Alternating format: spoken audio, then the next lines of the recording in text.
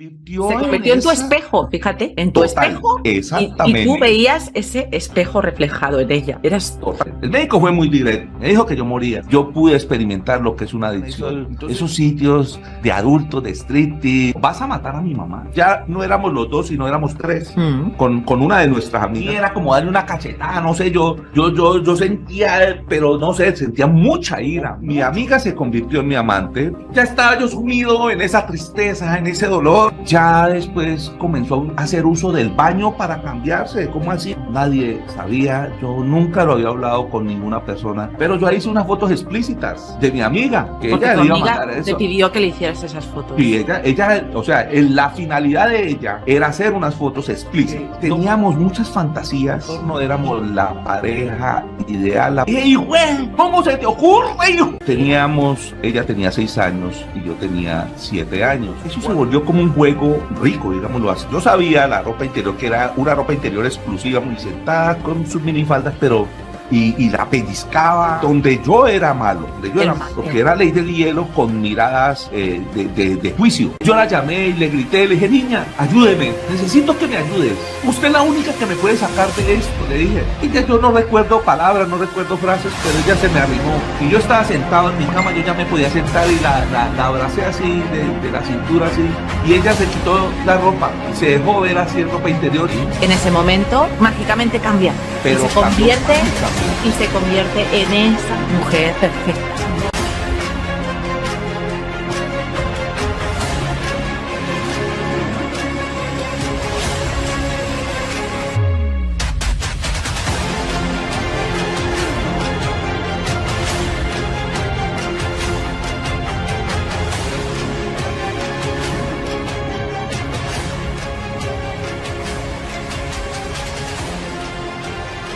Hola, ¿cómo estáis? Espero que estéis muy bien. Soy Marta, coach cero y fundadora de la comunidad DAE.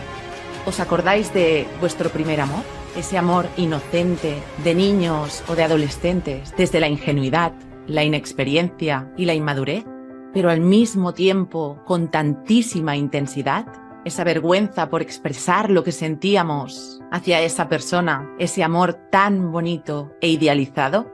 Nuestro valiente testimonio de hoy va a compartir con nosotros una historia espectacular, de mucho sufrimiento, sí, pero también de mucha reflexión y mucho aprendizaje, después de 47 años de depredación emocional. Francisco se enamoró de niño de su primer amor, el cual sería su perdición. Desde su inocencia y esa falsa idea romántica que nos venden sobre el amor, de las novelas, de las películas, y esa niña, el amor de su vida, se convirtió en lo que él creyó que le daba todo el sentido a su existencia, en el no soy nada ni nadie si no estás tú en mi vida.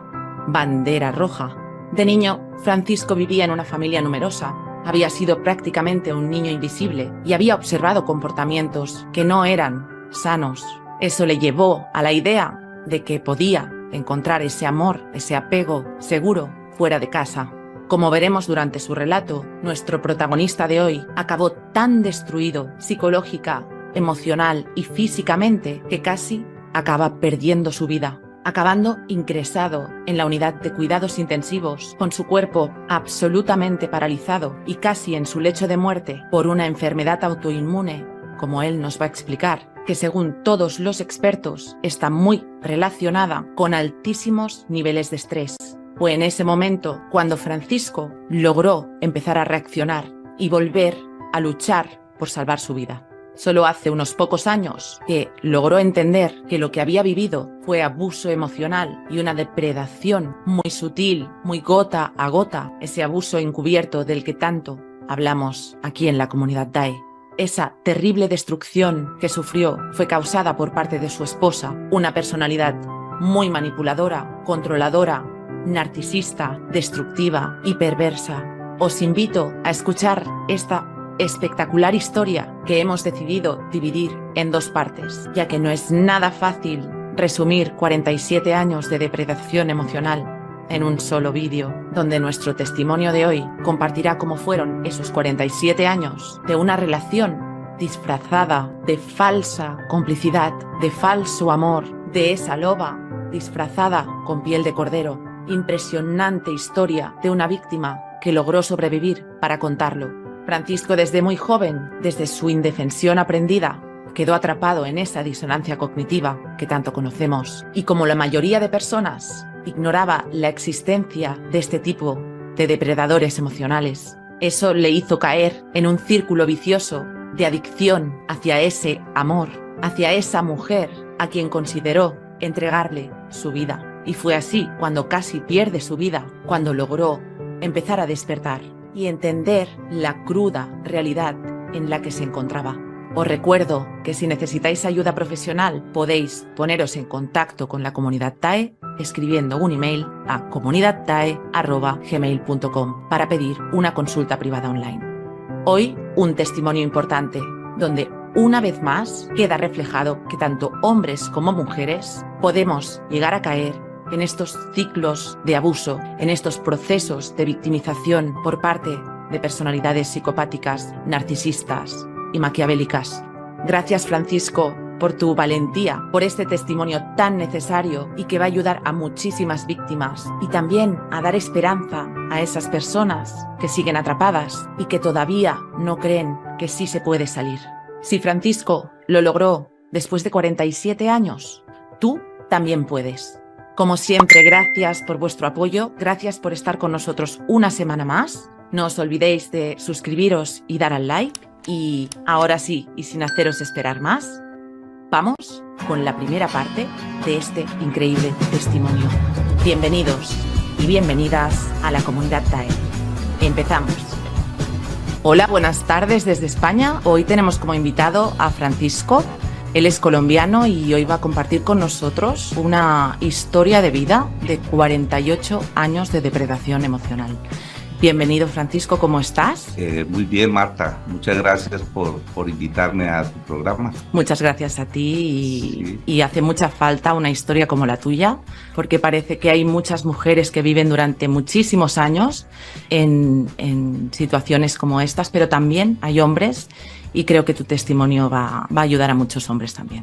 Así que cuando quieras, Francisco, adelante con tu testimonio. Bueno, mi historia es bastante larga porque son 47 años, casi 48 años de mi vida en la que viví toda esta experiencia.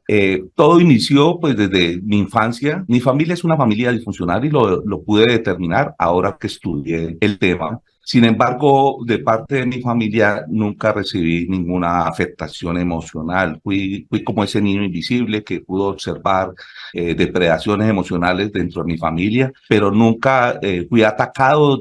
Recibí fue mucho amor, fui rodeado de mucho amor de parte de mi familia y eso es lo que hasta el día de hoy nos rodea como círculo familiar. Soy el hijo menor de una familia de 8 hermanos, más mi padre y mi madre, pero quizá esa disfuncionalidad de mi familia que en mí generó unos miedos, muchos temores y una codependencia. Ahora yo coincido mucho con los codependientes en muchos factores. Entonces me siento con esos rasgos de codependencia. Esa codependencia sí ahora yo lo pienso y me llevó como a buscar siempre una compañía, tener con quien poder compartir, aún desde muy pequeño. Fui un niño enamorado, un niño que siempre pensaba como en el amor. Entonces, ese enamoramiento siempre, yo veía las novelas de esa época y me sentía como el protagonista de esas novelas y quería como encontrar a esa pareja ideal, aún siendo muy niño. Mi primera experiencia, conocí a mi esposa, la que hoy es mi esposa aún. Ella tenía 6 años y yo tenía 7 años. Cuando yo vi a esa niña, desde un principio me enamoré, era como un niño enamorado. Yo siempre he pensado hasta el día de hoy en el amor, he creído en el amor. Ahora creo en mi amor, ya no puedo creer en la totalidad, en todo el conjunto del amor. Sin embargo, ese niño que ya tenía ese enfoque de sentimiento, de amor, yo vi a esa niña y me enamoré, sentía mucha atracción sobre esa niña, me parecía muy linda, muy atractiva.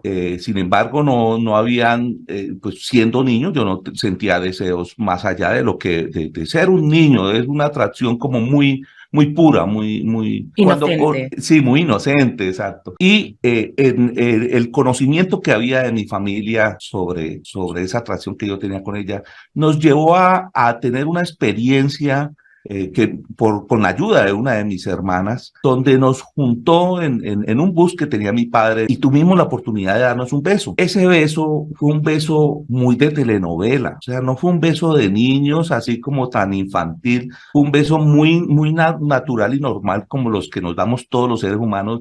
De hecho, mi sensación desde mi parte, yo sentía algo así como esa conexión que hubo con ese beso. Y en ese momento ella me llamó mucho la atención que ella me dijo, mi amor, por favor no me metas la lengua. Al decirme mi amor fue como que ya soy de ella, soy mi amor. Entonces eso me enganchó aún más. Pero fue una experiencia, esa experiencia sucedió y ahí pasó, hasta ahí llegó. Seguimos nuestra relación de amigos, eso no podía ser noviazgo porque un niño de 7, 8 años no está en esa condición y uno no sabe llevar eso.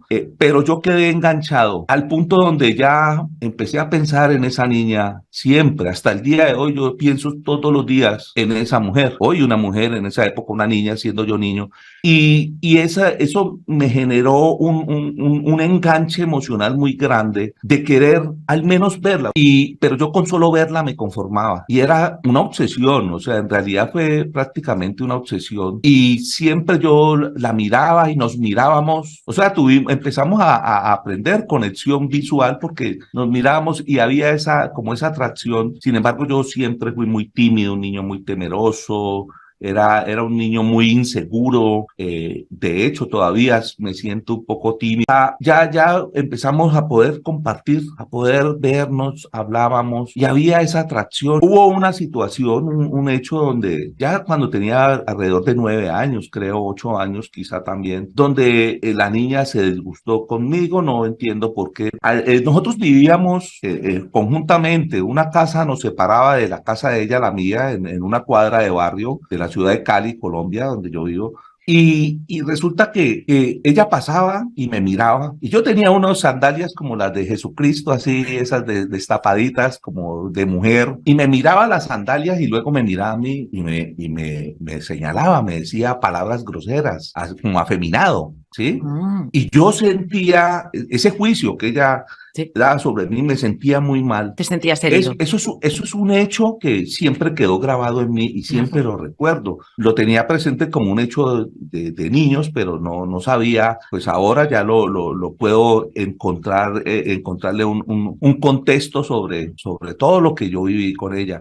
Bueno, luego volvemos a conectar, no recuerdo ni en qué momento ni cómo volvimos a tener amistad. Ya empezamos a crecer, nos veíamos, nos hacíamos visitas, así como amigos, ya después de los 12 o 13 años, 11 años más o menos, nos veíamos como, nos frecuentábamos mucho. Esa niña yo sí podía observar, inclusive desde mi casa yo podía escuchar, a veces me subía al techo de mi casa, porque pues eran unas casas muy humildes. Y había las paredes de los patios de esas casas, algunas casas no tenían pared, la mía sí, pero la de ella con la del vecino no, y yo podía escuchar inclusive casi que lo que se hablaba o cuando había discusiones en la casa de ella, y escuchaba desde mi casa cómo era maltratada esa niña, con palabras de muy bajo, de muy alto calibre, y sentía, o sea, algo sentía yo, me daba mucho como impotencia, siendo yo a un niño también de ver ese trato que esa niña tenía,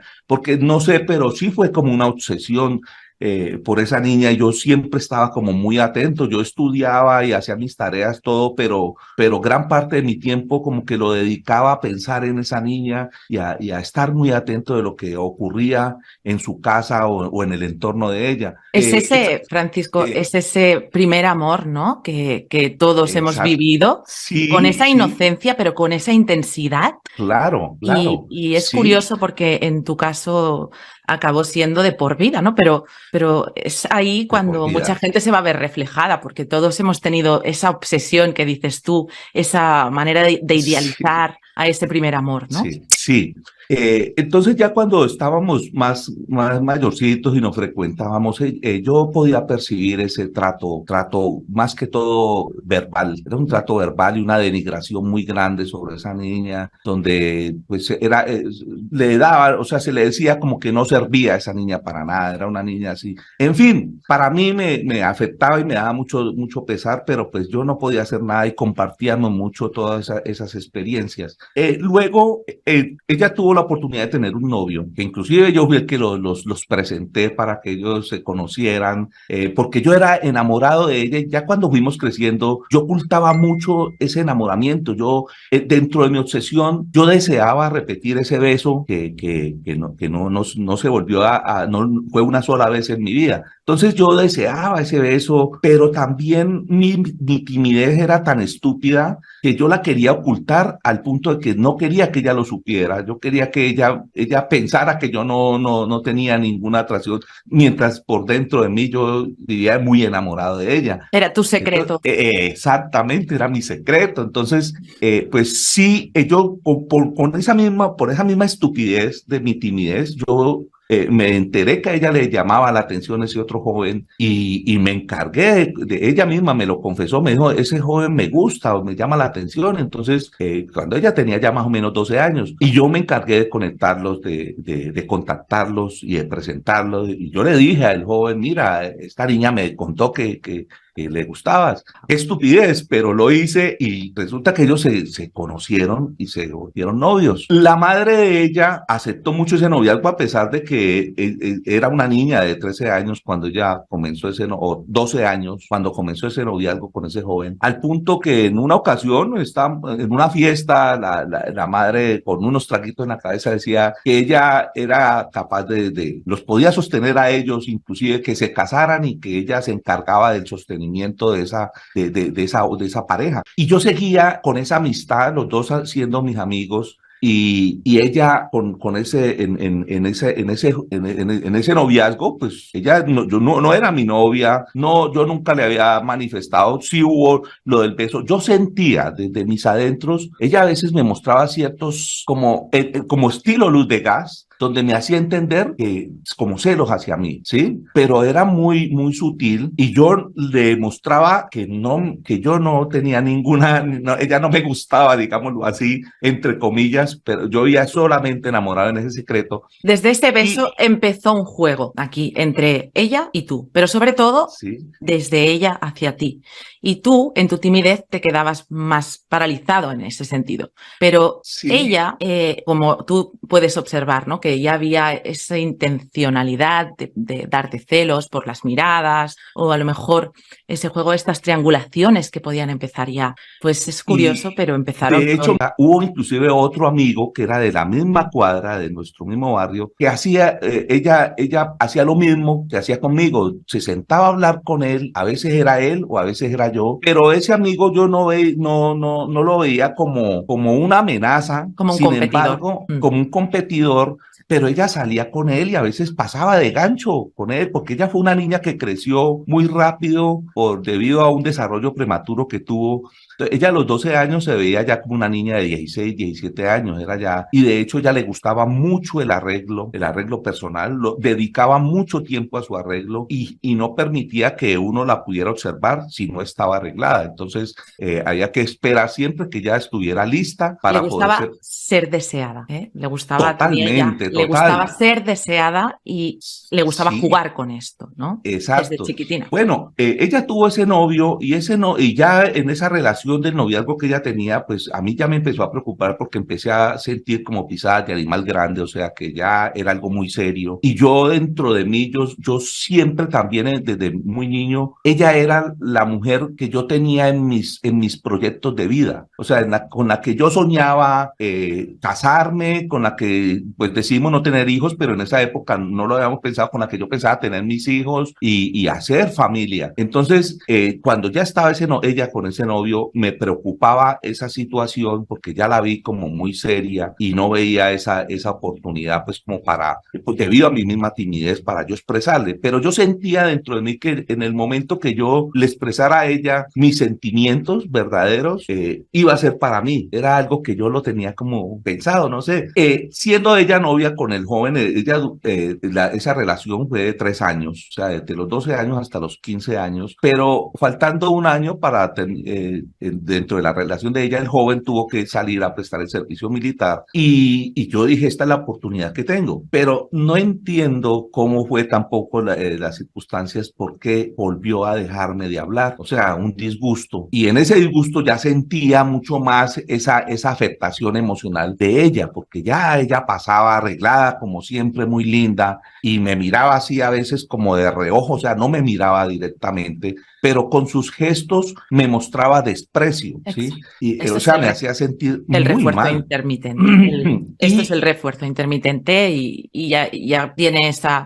esas características de hoy te hago caso, mañana no, y esto te va atrapando sí, cada vez más. Pero horrible, porque ya yo vivía en una obsesión muy, muy grande, o sea, gran parte era un pensamiento fijo que me quedó a mí marcado desde, y por esa niña. Y yo era ya en un desespero. Todos los días yo me alistaba y me arreglaba y pensaba, hoy voy a hablarle. Llegaba ese día y yo no tenía ese coraje. Algo tan sencillo de acercarme a ella y de pronto preguntarle qué te pasa. No, nunca, no sentía esa fuerza para hacerlo. Y así fue pasando el tiempo. Pasaron alrededor de 8 meses. Hasta que tuve la oportunidad en una fiesta donde fuimos, yo pude ver que ella iba para una fiesta y yo iba para otra fiesta y cruzamos por la misma cuadra, una fiesta del barrio, pero ella se quedó antes, una cuadra antes en otra fiesta y yo estaba en la fiesta mía, me obsesioné, yo dije, bueno, el único recurso que tengo a mi mano, siendo yo un joven, en ese momento tenía yo 15 años, es tomar licor para tener coraje, porque sentía que no podía así normalmente no lo podía hacer. Entonces tomé unas copitas de licor y ya cuando sentí que el licor me había mareado, me arriesgué y voy a buscarla. Pues en ese momento me fui hacia esa fiesta y sí, cuando tuve la oportunidad ya de esperarla y ella se acercó a mí, pero ya se acercó en una forma muy diferente a como lo había hecho durante todo su disgusto, que me miraba así, pasaba al lado mío, me despreciaba. Ya llegó muy amablemente y de inmediatamente nos abrazamos. Eso fue iniciando el año 1983, creo, enero, y nos abrazamos y fue como un encuentro y tuvimos ya nos quedamos ahí charlando todo el tiempo, ya nos olvidamos, yo me olvidé de mi fiesta, ella aprovechamos ahí afuerita de esa casa en el antejardín, hablando y dialogando. El hecho de como yo estaba ebrio, o sea, había tomado un poco de licor, aunque no me había sobrepasado tampoco. Entonces yo fui atrevido y pude darle otro beso, ese segundo beso que yo añoraba, esa repetición de ese beso, y tuve esa oportunidad y pues con mayor razón, ¿no? Pues ya que pues ya yo me sentía pues como dueño del mundo, yo dije, ahora sí, ya ella va a ser para mí. Y pasó esa noche y luego ya volvimos a conectar, pero ya tenía el novio en el ejército, prestando el servicio militar, o sea que estaba ese novio. La madre de ella se formó ya como un debate sano, no eran problemas ni alegatos ni nada entre las familias, donde algunos opinaban y me veían compartiendo con ella y algunos estaban de acuerdo y otros no, o sea, otros decían, no, él debe quedarse con el otro novio. En fin, la madre de ella siempre estaba hacia el novio de ella. Ese novio era un joven ya, estaba sobre los 18 o 19 años, era mucho mayor que nosotros. En esa época se sentía mucho esa diferencia de edad. Y ya entramos en esa triangulación donde estaba el joven que era el novio, estaba yo que yo no sabía si era el novio o no, porque pues ella me respondía, pero ya en ese nuevo encuentro solamente se dio también ese beso esa noche de la fiesta, pero no había como un compromiso y yo no tenía ese coraje también de decir, había que pedir si quería quería ser la novia. Yo no lo había hecho yo. Pero la madre no estaba muy de acuerdo con con esa relación que yo estaba sosteniendo ya como sentimental. Ya no era una amistad, sino que ya se iba viendo que estamos teniendo como una relación sentimental con la hija, porque yo fui como señalado en nuestra cuadra por el hecho de provenir de otra ciudad donde éramos señalados como los tontos de una ciudad que se llama Buga. Entonces éramos como los tontos de Buga y la madre no quería que fuéramos novios porque a mí me decían el bugueño, entonces ella no quería que con ese bugueño su hija fuera a ser la novia. Entonces ella sí de forma encubierta también, no muy directa, pero siempre se interponía en esa relación, entonces le buscaba oficio a mi esposa y dentro del oficio que ella las tareas que le ponía en el momento que nos veía juntos era que fuera a empillamar y a atender a sus hermanitos que eran unos mellizos que ya estaban pues más o menos, eran unos bebés, estaban en crecimiento y a veces estábamos juntos y entonces ella tenía que ir a empillamar a esos niños. Esos niños era un niño y una niña. También más adelante se van a dar cuenta por qué. Pero ella me mostraba, a mí me lo decía, que me mostraba disgusto sobre la niña. Entonces me decía que le daba asco de esa niña olía feo. Y adelantándome un poquito a los hechos, ya siendo aún más grandecita, la niña sentía ese señalamiento, llamémoslo así, o Rechazo sí, por parte de la que mi esposa hacía sobre la hermanita, al punto donde en varias ocasiones yo tuve la oportunidad de escuchar a esa niña, la hermanita, diciéndole, es que usted a mí no me quiere, ¿sí? Porque la niña, o sea, los niños percibimos quién nos quiere o quién no nos quiere, ¿sí? Y mi esposa encubiertamente, pero ya la niña lo podía determinar. Entonces, siguiendo ya con la historia, de los 15 años de ella, aún el hombre estando en el ejército y estamos repartiendo las tarjetas de invitación, en una noche ella miró por ahí un arbolito y que, ay, quiero esa flor, y yo la cargué como una telenovela y la dejé resbalar aquí en mi cuerpo y le di un beso y como que ahí ya sellamos esa relación de novios. A partir de ahí empezamos novios, pero seguía el otro novio en este juego, ¿sí?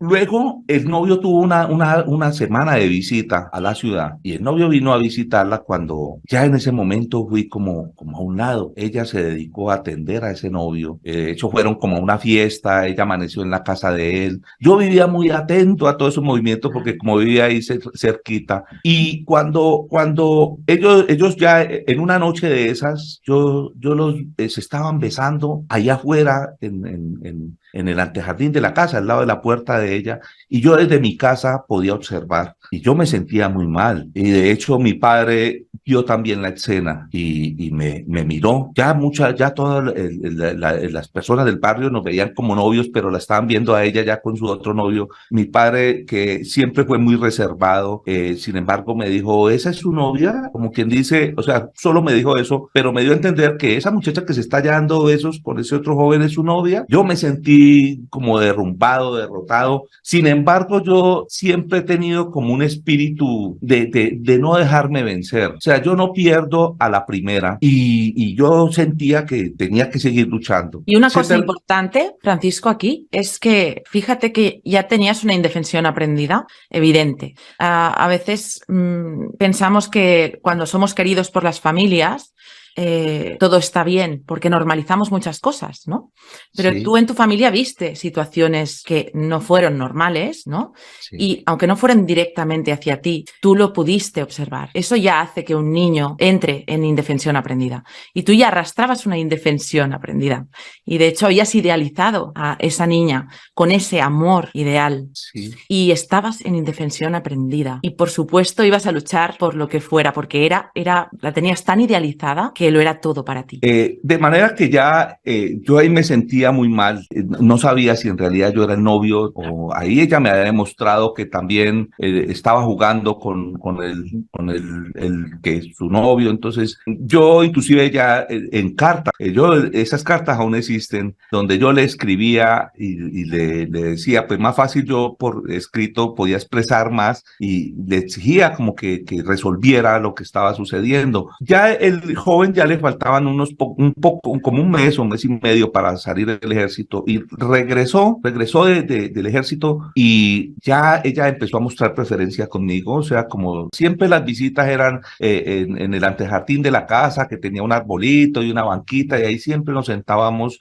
y ahí teníamos esa visita ahí. Bueno, ya pasó el tiempo y ya el joven ya dejó de ser ya el novio de ella y comenzamos nuestro noviazgo. Nuestro noviazgo ya, yo a ella la sentía como un ser de mucho respeto, no sé, la tenía idealizada como algo y puro, era mi pensamiento, como algo muy puro y yo no, de hecho, en mi sentir, yo no sentía atracción más que la de como el amor, pero yo no tenía una atracción ya íntima hacia ella, sino era como sí, lo que más me gustaba eran los besos. Nosotros vivíamos pegados de la boca dándonos besos, quizá por ese anclaje que tuve de niño, pero yo vivíamos en beso, beso, beso, y yo no sentía intención de algo más allá de esos besos, pero aproximadamente unos 6 meses después de ya ser oficialmente novios, tuvimos el primer, como ella hizo el primer intento de tocarme y pues ya como que se abrió esas puertas hacia ese mundo, llamémoslo así, y comenzamos a experimentar. De hecho, la virginidad en esa época era algo que había que cuidarlo y esa niña cuidaba mucho su virginidad. Entonces nosotros empezamos a tener experiencias donde no había ya esa culminación de esa relación, sino que eran experiencias de visuales, muchas experiencias visuales y toques, o de pronto llegar hasta algo pues casi cerca, pero siempre se cuidó ella, inclusive su virginidad me la entregó como unos 3 años después, ¿sí? Y yo no tenía ningún inconveniente, pero vivíamos en ese juego. Eso se volvió como un juego rico, digámoslo así, para mí. A mí me gustaba mucho. Esa niña siempre fue una niña muy gruesa en su piel era dura, era muy hermosa. Sus piernas eran duras, parecía como si hiciera deporte, aunque no lo hacía. Entonces era una niña muy hermosa que visualmente llamaba mucho la atención. Y nosotros dentro de esos juegos era mucho lo visual. Yo a veces llegaba a la casa de ella y me quedaba en la puerta de la habitación y ella en su habitación y me enseñaba. Ella me hacía como me iba mostrando, me mostraba ella mientras yo vigilaba que no viniera ninguna persona. Entonces yo estaba allá afuera, así era como ese flirteo, pues ya más allá de lo convencional. Y me gustó mucho, o sea, me llamó mucho la atención esa parte visual. Y ella utilizaba unas prendas muy llamativas y de hecho la madre de ella toda la vida ha trabajado en costura y ella también tenía como ese conocimiento en la costura, en coser, y ella comenzó inclusive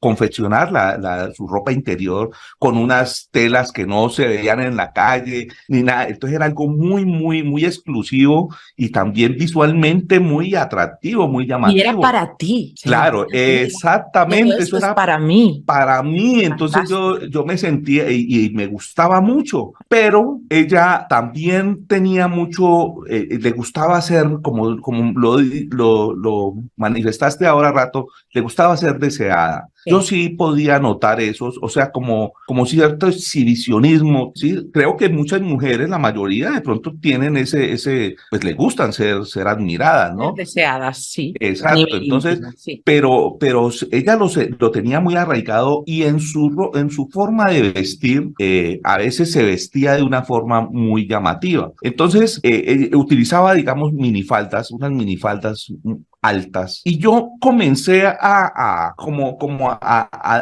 alterarme o me preocupaba porque yo sabía la ropa interior, que era una ropa interior exclusiva, muy linda que ella confeccionaba, pero me preocupaba que yo veía que ella se colocaba esas prendas, no solamente en los momentos que eran para nosotros, sino en el diario, en la rutina diaria. Entonces yo sabía cómo estaba ella vestida y sentada con sus minifaldas, pero me preocupaba que podía pasar alguna persona y mirar y poder ver lo que Y ella se veía, tenía si puesto. miraban, se Lo que veía. era para mí, exacto, Claro. si miraban se veía, lo que era para mí y me comencé a experimentar una ansiedad muy grande. La triangulación Porque funcionó. Fíjate, ya es triangulación y empiezan esos celos que no entiendes y esa ansiedad. sí, eso se llaman celos, ya, pero yo no era que idealizaba o me imaginaba que porque estaba hablando con una persona me iba a llenar de celos así, no. No, es el Pero efecto, fíjate Francisco, que es el efecto de la triangulación. Todas sí, las víctimas que han vivido el abuso narcisista o psicopático y han vivido la triangulación, todas, sin ser celosas, sin ser personas celosas, acaban sintiéndose que son las personas más celosas del universo. pero a Y es ver, el efecto de esa y es manipulación. un efecto muy grande, porque resulta que eso me volvió a mí una persona con una ansiedad y ya a querer como controlar, a querer ejercer control Exacto. sobre ella como vestía y tuvimos muchos problemas debido a eso. Entonces ya teníamos alegatos, enfrentamientos, ya inclusive pasamos de lo verbal a lo físico, porque ya yo la apretaba a ella, más que todo era yo, y la pellizcaba, sí, debido a que yo sentía como que ella no me escuchaba, o sea, ella nunca atendió esas recomendaciones mías y eso me volvió un ser. De hecho, a mí eso siempre me da como ese arrepentimiento, ¿sí? Porque yo digo, ¿por qué yo fui así? O sea, ahora ya puedo entender Eso es. el por qué, pero yo no entendía y siempre me sentía mal cuando recordaba esa época. Fueron 8 años de novios, nuestro noviazgo duró 8 años, pero esos 8 años de novios vivieron en medio de ese reforzamiento intermitente, de vivir esos momentos tan agradables y tan llamativos, pero también de tener esas discusiones y Esa esos... montaña rusa Exacto. característica de este tipo de relaciones. Donde yo era malo, donde yo El era malo malo. y la A culpa es ver, tuya. cuando yo mismo llegué a ese punto, yo me autoanalicé. O sea, ya dentro de mí yo mismo dije, esto así no puede ser. O sea, no está bien hecho. Y a partir de ese momento empecé a ejercer cambios en mi forma de actuar, como a querer, a no aceptar, a no ser ya de esa forma, esa agresividad, controlarla. Y empecé a trabajar esa situación, pues, para no volver ya nosotros empezamos a convivir, a entrar en convivencia junticos y de todas formas ella ejercía mucho control sobre mí. O sea, al punto desde esa época hasta, bueno, yo no sé si todavía lo hace porque yo ya no la miro, pero ella era como una aplicación del celular que sigue los ojos. Era así, algo así, como para dar el ejemplo. Para donde yo mirara, yo volteé a mirar y ella estaba ahí, pero podía ser la mirada más leve, más sutil mía, que ahí estaba ella, era como un escáner que me seguía en todos mis movimientos. Y de hecho ella sí me celaba a mí con personas, con mujeres. O sea, yo no podía estar al lado ni conversar con ninguna mujer. Y cuando nos encontrábamos en una situación donde había una mujer hermosa y de pronto con una ropa muy llamativa, yo ya sabía que iba a tener problemas porque aunque yo no mirara, iba a tener una discusión con ella. Exacto. Siempre su castigo, el castigo que ella siempre me ejercía era ley del hielo, ¿sí? O como ese desprecio, era como una conexión, como una especie de ley del hielo junto con esas miradas, porque era ley del hielo con miradas de juicio, eran como Exacto. miradas de juicio. Fíjate, Francisco, que en las personalidades narcisistas necesitan ser ese centro de atención.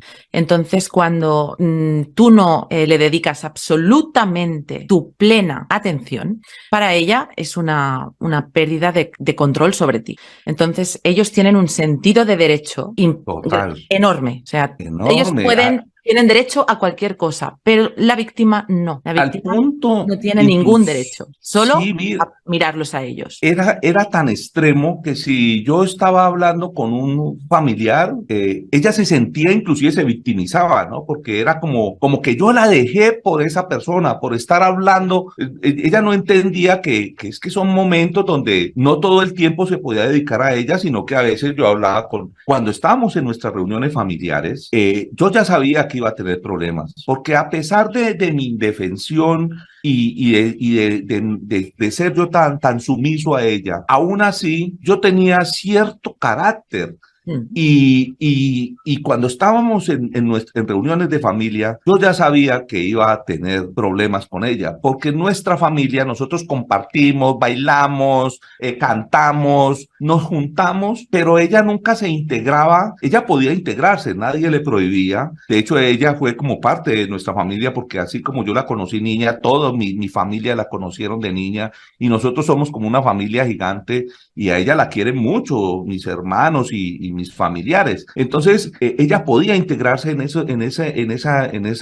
esa fiesta, por ejemplo, y en ese compartir donde cantamos, nos abrazamos, nos damos muchos besos, llorábamos, mejor dicho, pero siempre ella, era extraño, ella se hacía en un rincón, y como para después reclamarme de que la había abandonado. Entonces yo ya sabía que cuando terminaba la fiesta y me despedía, ya ella comenzaba con sus miradas y su silencio, y creamos un lenguaje que yo le entendía totalmente lo que ella me quería decir sin que ella abriera la boca, solamente con sus miradas y con sus desprecios, con eso yo ya sabía. Es ese control a través del lenguaje no verbal que ya Exacto. te va, esas miradas, esos silencios, sí, esos sí. Me quedo a un lado.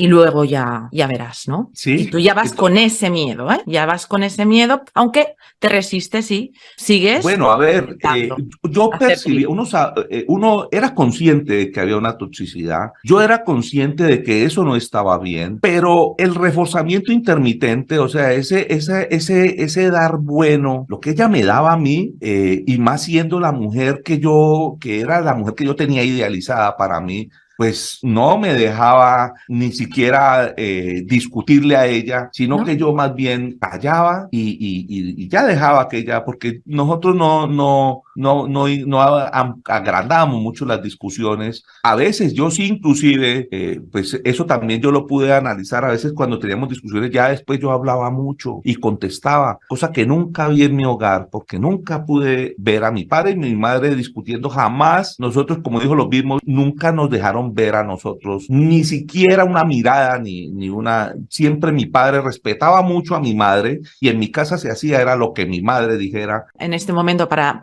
apuntar aquí, ya tenemos a un Francisco. ¿De qué edad tenías aquí, más o menos? A ver, estamos hablando más o menos 20 años. Vale, pues de unos 20 años, que ya tiene una disonancia cognitiva evidente con su pareja narcisista.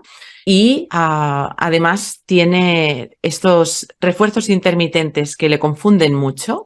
Y vale, esto que te pasaba con el intento de tener esa libertad, ese individualismo, ella desde el principio está controlando cómo te tienes que sentir, cómo tienes que pensar, y aunque eres inconsciente de ello, ella ya tiene ese control sobre ti, ella ya lo tiene, y aunque tú quieres hacer tu vida y tener esa independencia, ya dependes absolutamente, tienes ese vínculo emocional muy, muy potente con ella, y esa dependencia a ese ser idealizado, ¿no?, que tienes. Sí, bueno, entonces, si yo ya después nuestras discusiones ya empecé a hacer lo que nunca vi en mi hogar, porque discutíamos y yo también cantaleteaba, también hablaba, y ya ella me decía, yo le respondía, se formaban unos conflictos muy, muy, muy feos, inclusive en algunos momentos. Eran como discusiones incómodas. Desde esa misma época había algo que me mostraba que ella como que se sentía complacida con esos problemas. Su suplemento eran tus reacciones emocionales. También se presentaba mucho en la madre de ella, era una persona así muy cantaletosa, y le decía, y con el esposo vivían en muchos problemas así. Pues ya cuando yo era novio, ya yo ingresé al círculo íntimo de ellos, yo podía presenciar ya la depredación emocional emocional que recibía mi esposa directamente de la madre, o sea, uno de los sucesos que son hasta vergonzosos de pronto a veces decirlo, verbales, pero son ya muy extremos. Entonces yo podía percibir todo eso y eso ya yo podía analizar y se veía como algo similar en mi relación con ella, como que teníamos ya esos conflictos hasta parecidos a lo que se veía en el hogar de ella, porque en mi hogar no, yo digo tan raro, yo nunca vi a mi padre discutiendo con mi madre y yo haber formado una relación con una persona y estar en ese juego de discusión, pero me asimilaba y yo veía mucho, era como así como ella se presentaba en el hogar de ella. Entonces, ya hubo un momento de tantos conflictos y que yo ya empecé a sentirme muy mal en nuestra relación. Entonces, hubo un momento donde ya estábamos conviviendo juntos en la casa de ella, vivíamos en una habitación en la casa de ella, vivíamos ya como pareja, pero ya yo no quería llegar a mi casa porque ya teníamos tantos problemas y esa mujer que yo amaba y la mujer que pero en medio yo me sentía en esa disonancia de no entender por qué razón, como esta contradicción de esta discusión y de estos problemas, si es la mujer que yo amo. Sí se sentía mucho que ella era una persona muy explosiva, entonces del amor al odio saltaba muy rápido. Y cuando teníamos alguna discusión, por mínima que fuera, yo inclusive le reclamaba eso. Yo le decía, pero mira, ¿por qué cuando tú te enojas me demuestras como que me odiara? O sea, con esos ojos,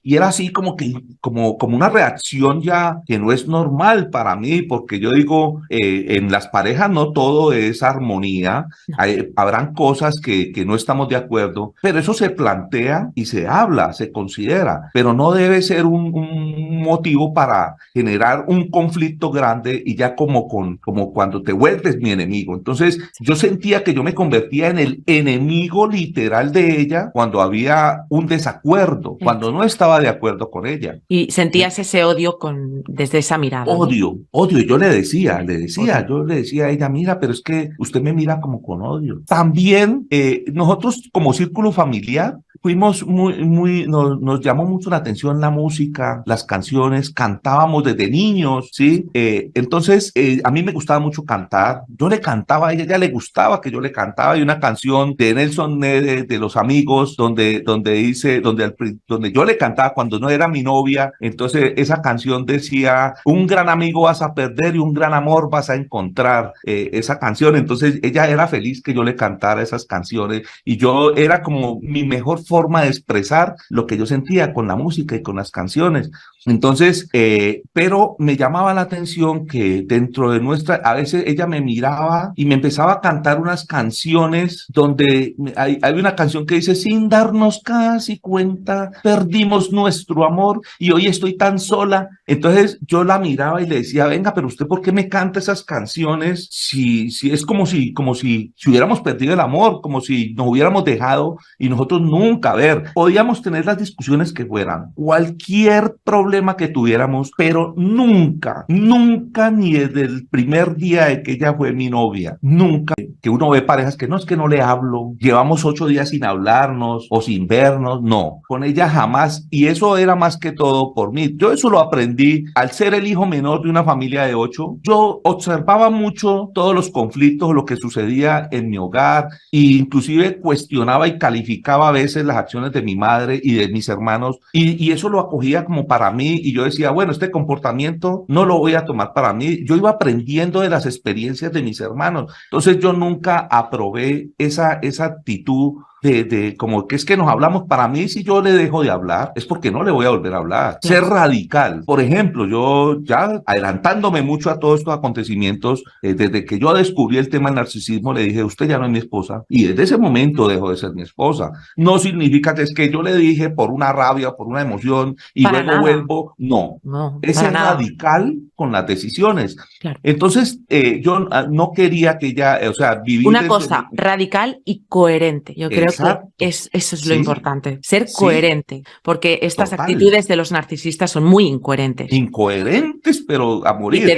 te descolocan absolutamente. Y Claro, lo que comentabas de las canciones, esos pity plays, ese sí, victimismo típico del sí. narcisista. Eso era algo que también podía notar desde que empezamos nuestra relación, es que ella siempre se quiso ubicar en un lugar de víctima. Siempre. Siempre era la víctima y cuando teníamos esos problemas, siempre ella misma se presentaba como víctima de lo que yo hacía. Y claro, o sea, al yo haberme convertido en ese mal hombre, en ese mal joven, porque sí, Cuando pues con reaccionabas, mayor ya razón, tenía ella era una un motivo. víctima, Claro. pero podía entender, o sea, podía como visualizar de que ella como que le gustaba eso, o sea, Claro, ella lo sentía, provocan.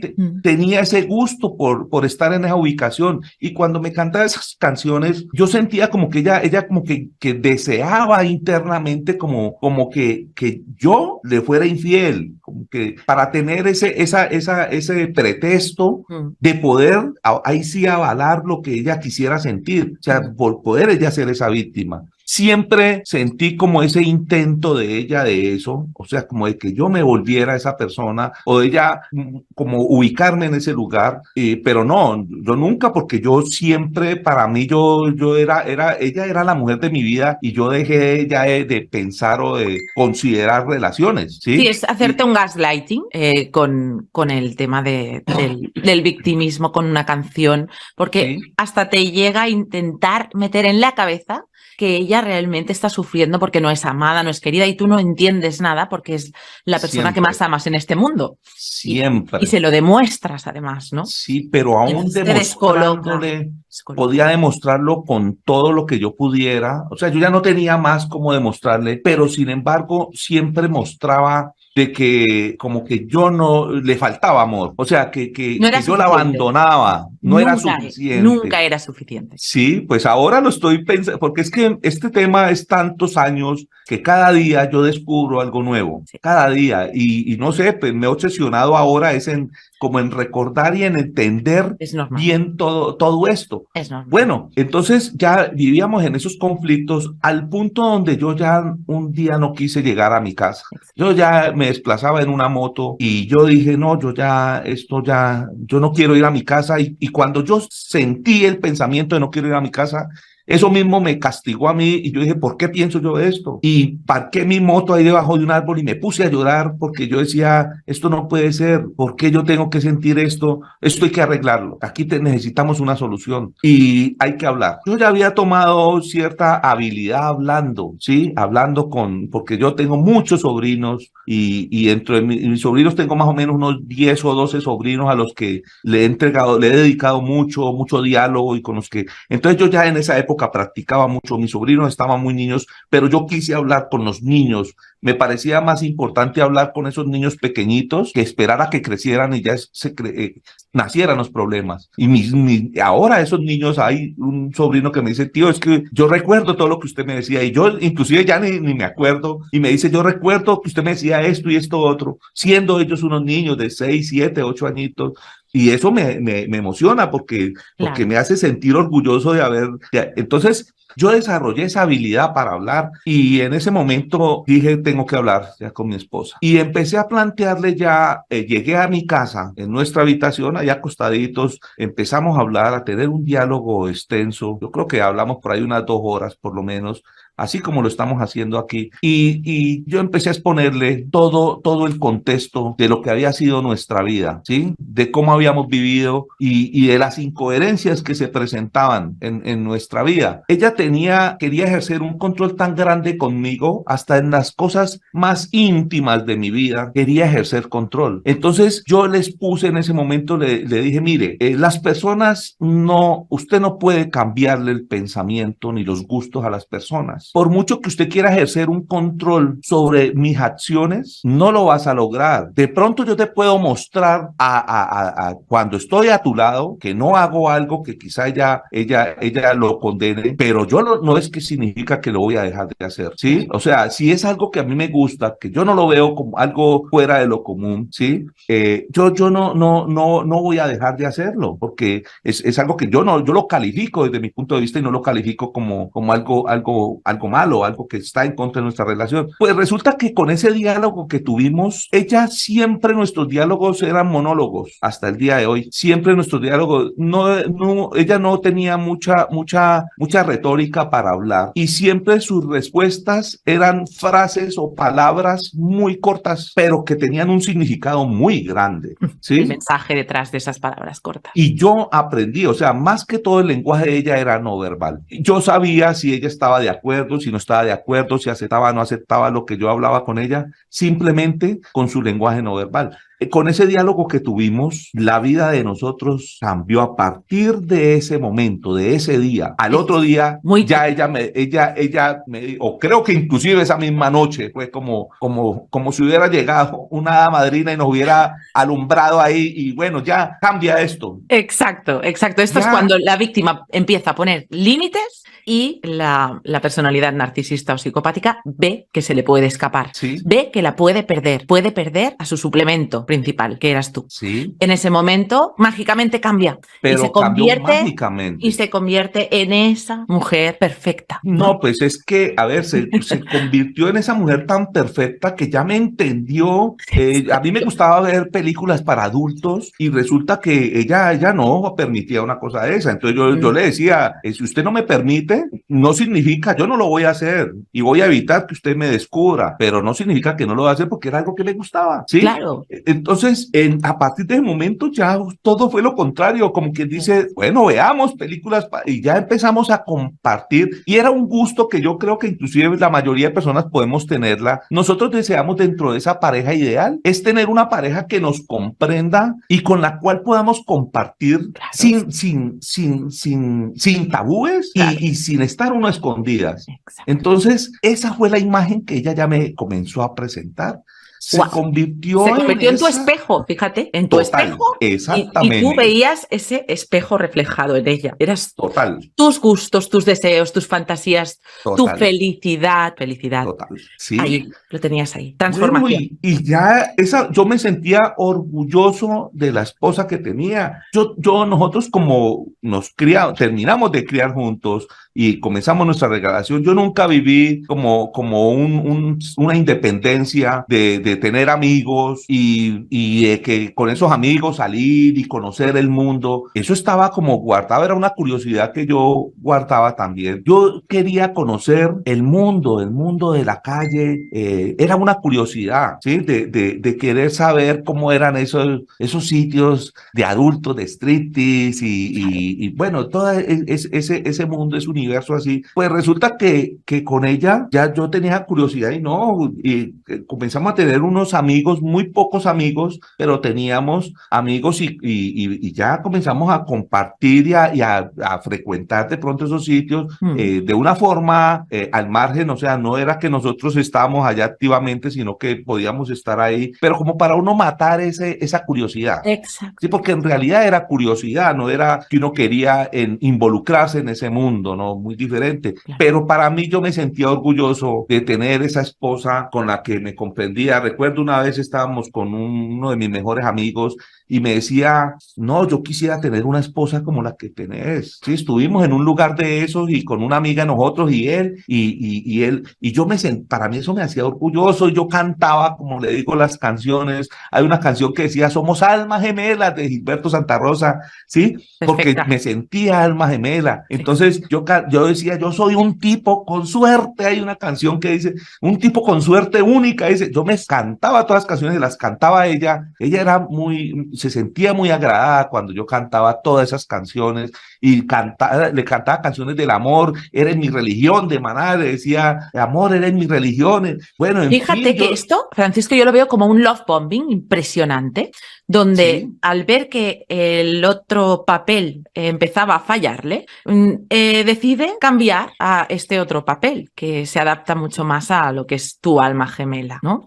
Y es ese proceso de alma gemelización donde ahí sí se da, ahí sí se da. O sea, es un love bombing años después, porque no lo había habido realmente. Entonces, había habido un juego previo, pero yo creo que aquí es donde empieza ese love bombing y ese proceso de alma gemelización. Y tú ya la idealizas del todo. No, pero totalmente. O sea, eso fue una adicción, fue como una droga.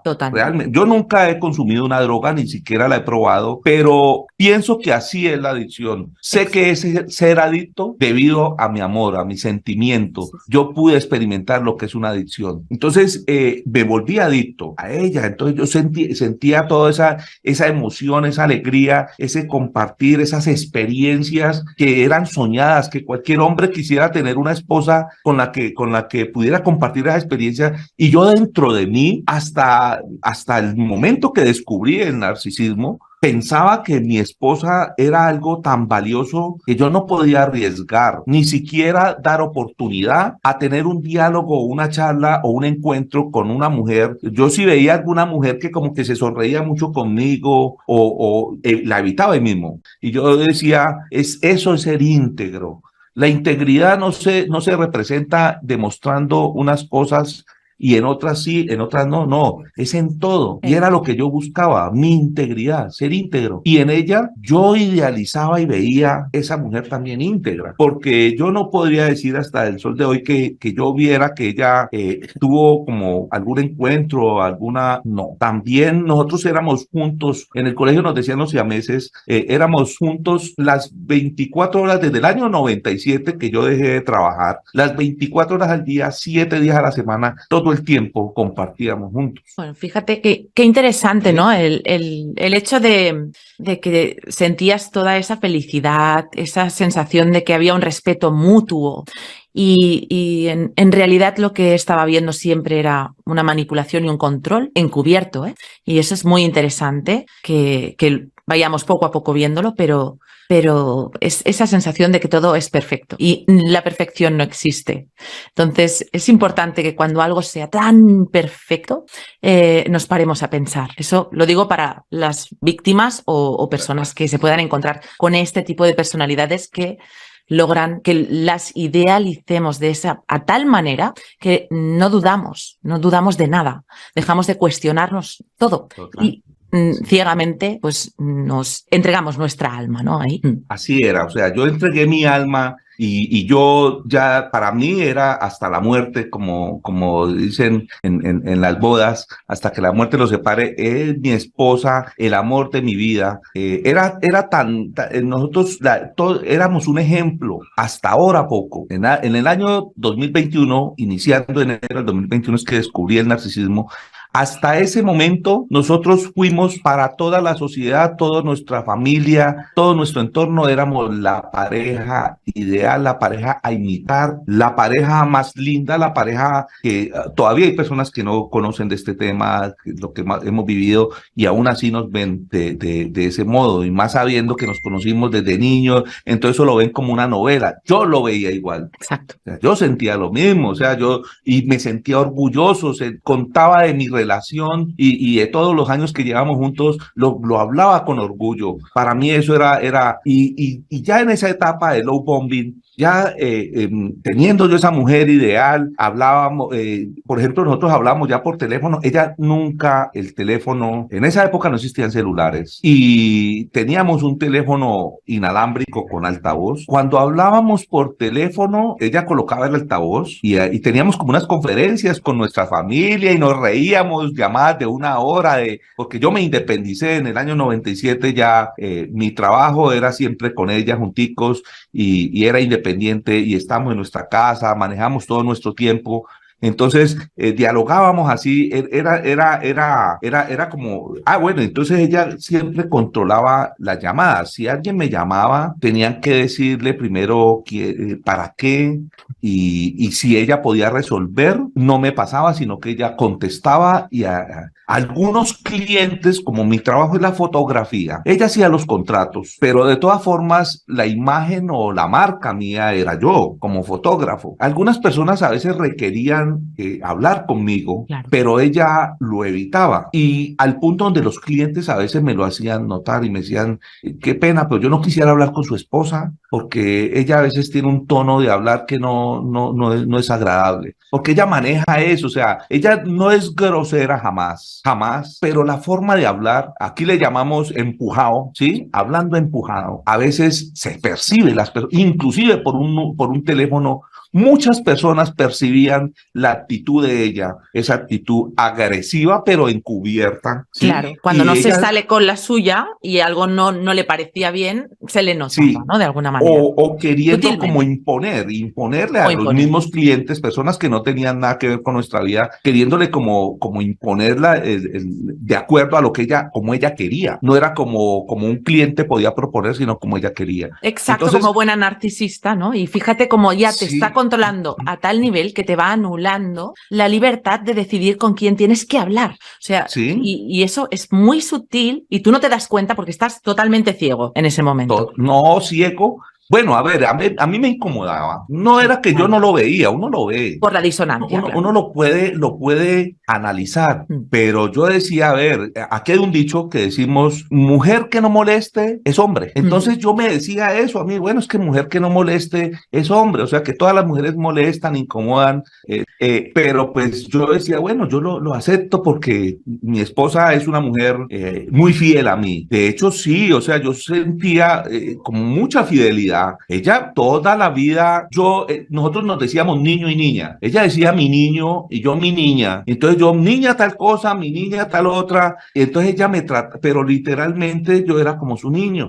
Y ella siempre, cuando ella confesionaba en su época de noviazgo, comenzó a hacer su ropa, sus vestidos, y confeccionaba también, me confeccionaba camisas con la misma tela, del mismo color. Y desde esa época, y ya cuando comenzamos a convivir juntos, yo diría que el 99% de las veces que nos vestíamos, ella siempre buscaba como el uniforme. Hasta el día de hoy, yo ya evito eso. Yo ya veo, ella todavía me escoge la ropa para vestirme y en muchas ocasiones ya digo, esto no, porque veo que es el mismo color que ella. Ella siempre buscó, inclusive hasta en eso, como uniformados. Vivíamos uniformados siempre. O sea, era un control muy grande. Absoluto.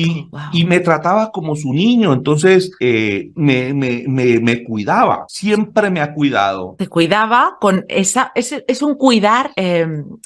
Pues a ver, yo Es un lo cuidar. analizo como cuando, a ver, si yo tengo mi computadora, yo la tengo que cuidar, Sí. porque si se me daña, no me Sí. sirve, debo hacerle mantenimiento, estar muy atento a mi computadora. Sí. Pero yo no amo a mi computadora. Claro. ¿Sí? Yo no Claro. amo a mi computadora, Exacto. pero debo cuidarla. Entonces, era algo así similar, o sea, ella me cuidaba, inclusive hasta el día de hoy. Ella me da agüitas preparados antes de acostarnos en las mañanas, con mayor razón ahora, que ya yo descubrí todo el tema, pero siempre lo hizo. Siempre fue una mujer cuidadosa, que eso es lo que genera más esa disonancia cognitiva. Claro. Es una mujer que siempre ella no fue a abandonarme. De hecho, la madre cuando éramos novios, en su maltrato me decía a mí, no sé qué vas a hacer con esta mujer cuando se casen, porque esta mujer aburre a un pajarito, era una palabra que decía, denigrándola a ella, ¿sí? Era parte de la denigración que hacía con ella, y yo a veces yo decía, no, pues las cosas se aprenden. Pues resulta que mi esposa ya no cocinaba, pero en este momento y hasta desde esa época empezó a aprender a cocinar, y es la mejor cocinera para mí, la comida que a mí más me gusta es la que ella cocina. Fíjate que ella no podía controlar a su madre narcisista, pero a ti sí. Entonces ella... No, a la madre no. De hecho, ella tiene un apego al perpetrador tan grande. Exacto, es muy típico.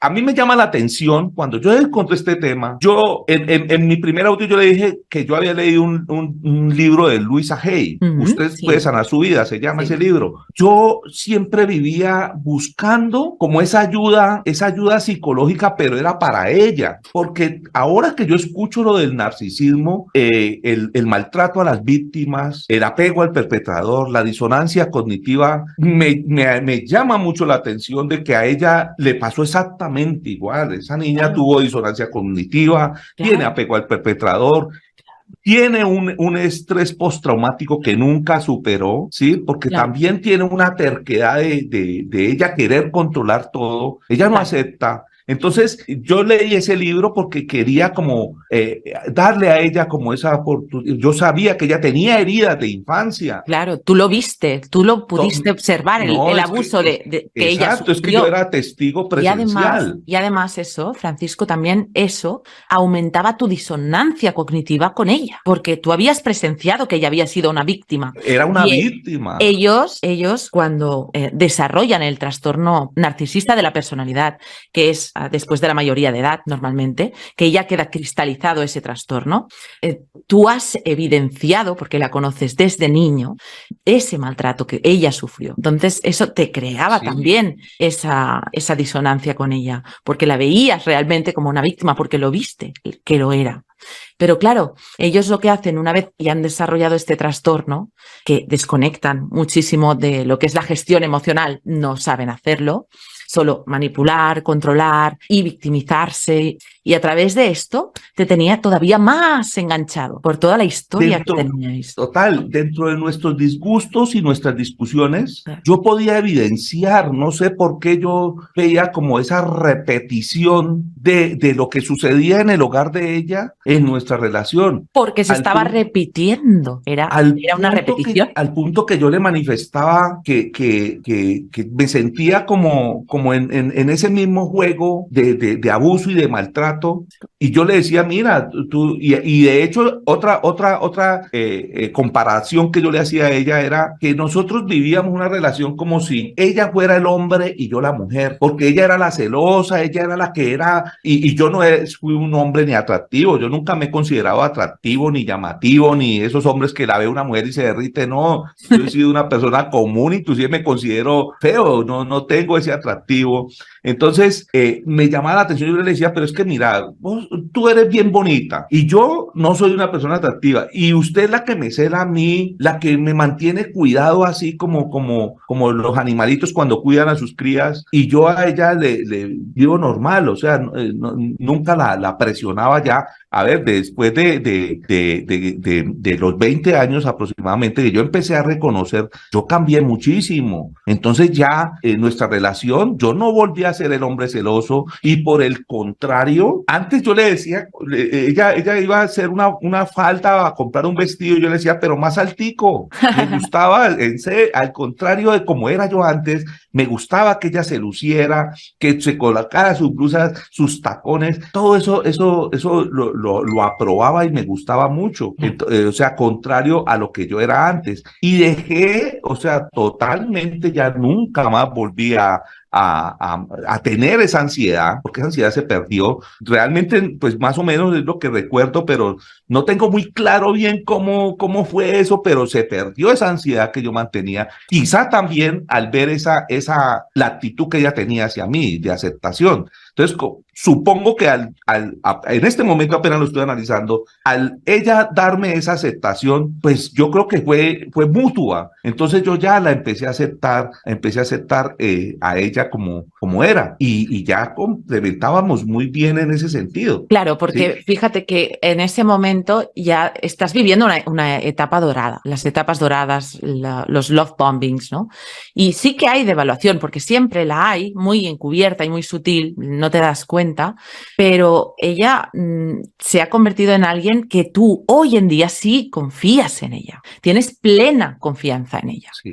En la adolescencia, en esos momentos, no la tenías, porque ella jugaba otro juego, jugaba el juego de triangularte con uno, con el novio, con el otro vecino. Entonces ahí tenías esa inseguridad, pero ahora, en esta etapa dorada en la que te encontrabas, te sentías seguro y por lo tanto no tenías motivos y ya te parecía todo bien. Ella ya te había moldeado para que todo te pareciera bien. Sí. Y todo te parecía bien. Sí, todo era color de rosa. Como dentro de nuestras relaciones íntimas ya había una una conexión muy grande. De hecho, nuestras relaciones íntimas dejaron de ser, yo eso lo analicé hace muchos años, dejaron de ser unas relaciones físicas y se convirtieron en unas relaciones psicológicas. Y nosotros teníamos muchas fantasías y disfrutábamos de esas fantasías. Esas fantasías ya no podían faltar dentro de nuestras relaciones. Y como le digo, ya había esa parte física de flirteo, de inicio. Era como un juego, pues yo lo llamaría bonito, muy agradable, que iniciaba, o sea, nuestras relaciones no eran así como de un momento y ya,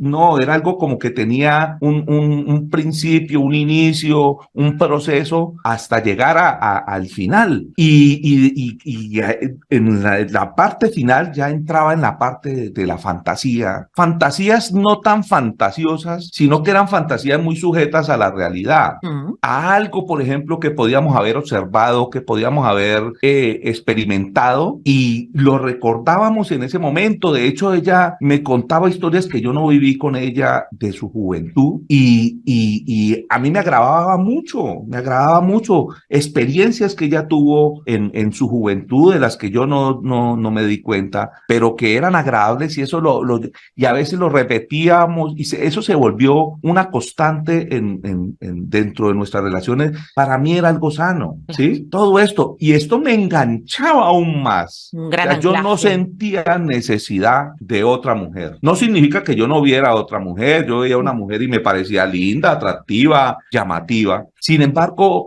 para mí no me interesaba buscar otra mujer o tener experiencias con otra mujer. Si yo quisiera una experiencia nueva, la buscaba con mi esposa y la encontraba. Entonces, Ella te daba todo lo que tú necesitabas para que no tuvieras ni la idea ni siquiera de ir a buscarlo afuera, porque era la manera de controlarte, es darte lo que tú quieres, sí. Es hacer ese efecto espejo, lo que decimos, copiar absolutamente lo que a ti te gusta y te lo da. Algo que había que tener muy en cuenta también es que desde un principio, al igual que en la relación de mi familia, mi padre con mi madre, la palabra ella era la que valía. Entonces, yo podría plantear alguna propuesta, más que todo en la parte productiva, en la parte de nuestro desarrollo económico, de querer tener empresa, montar empresa, pero si ella no la avalaba, no valía. Y por el contrario, cuando yo hacía esas propuestas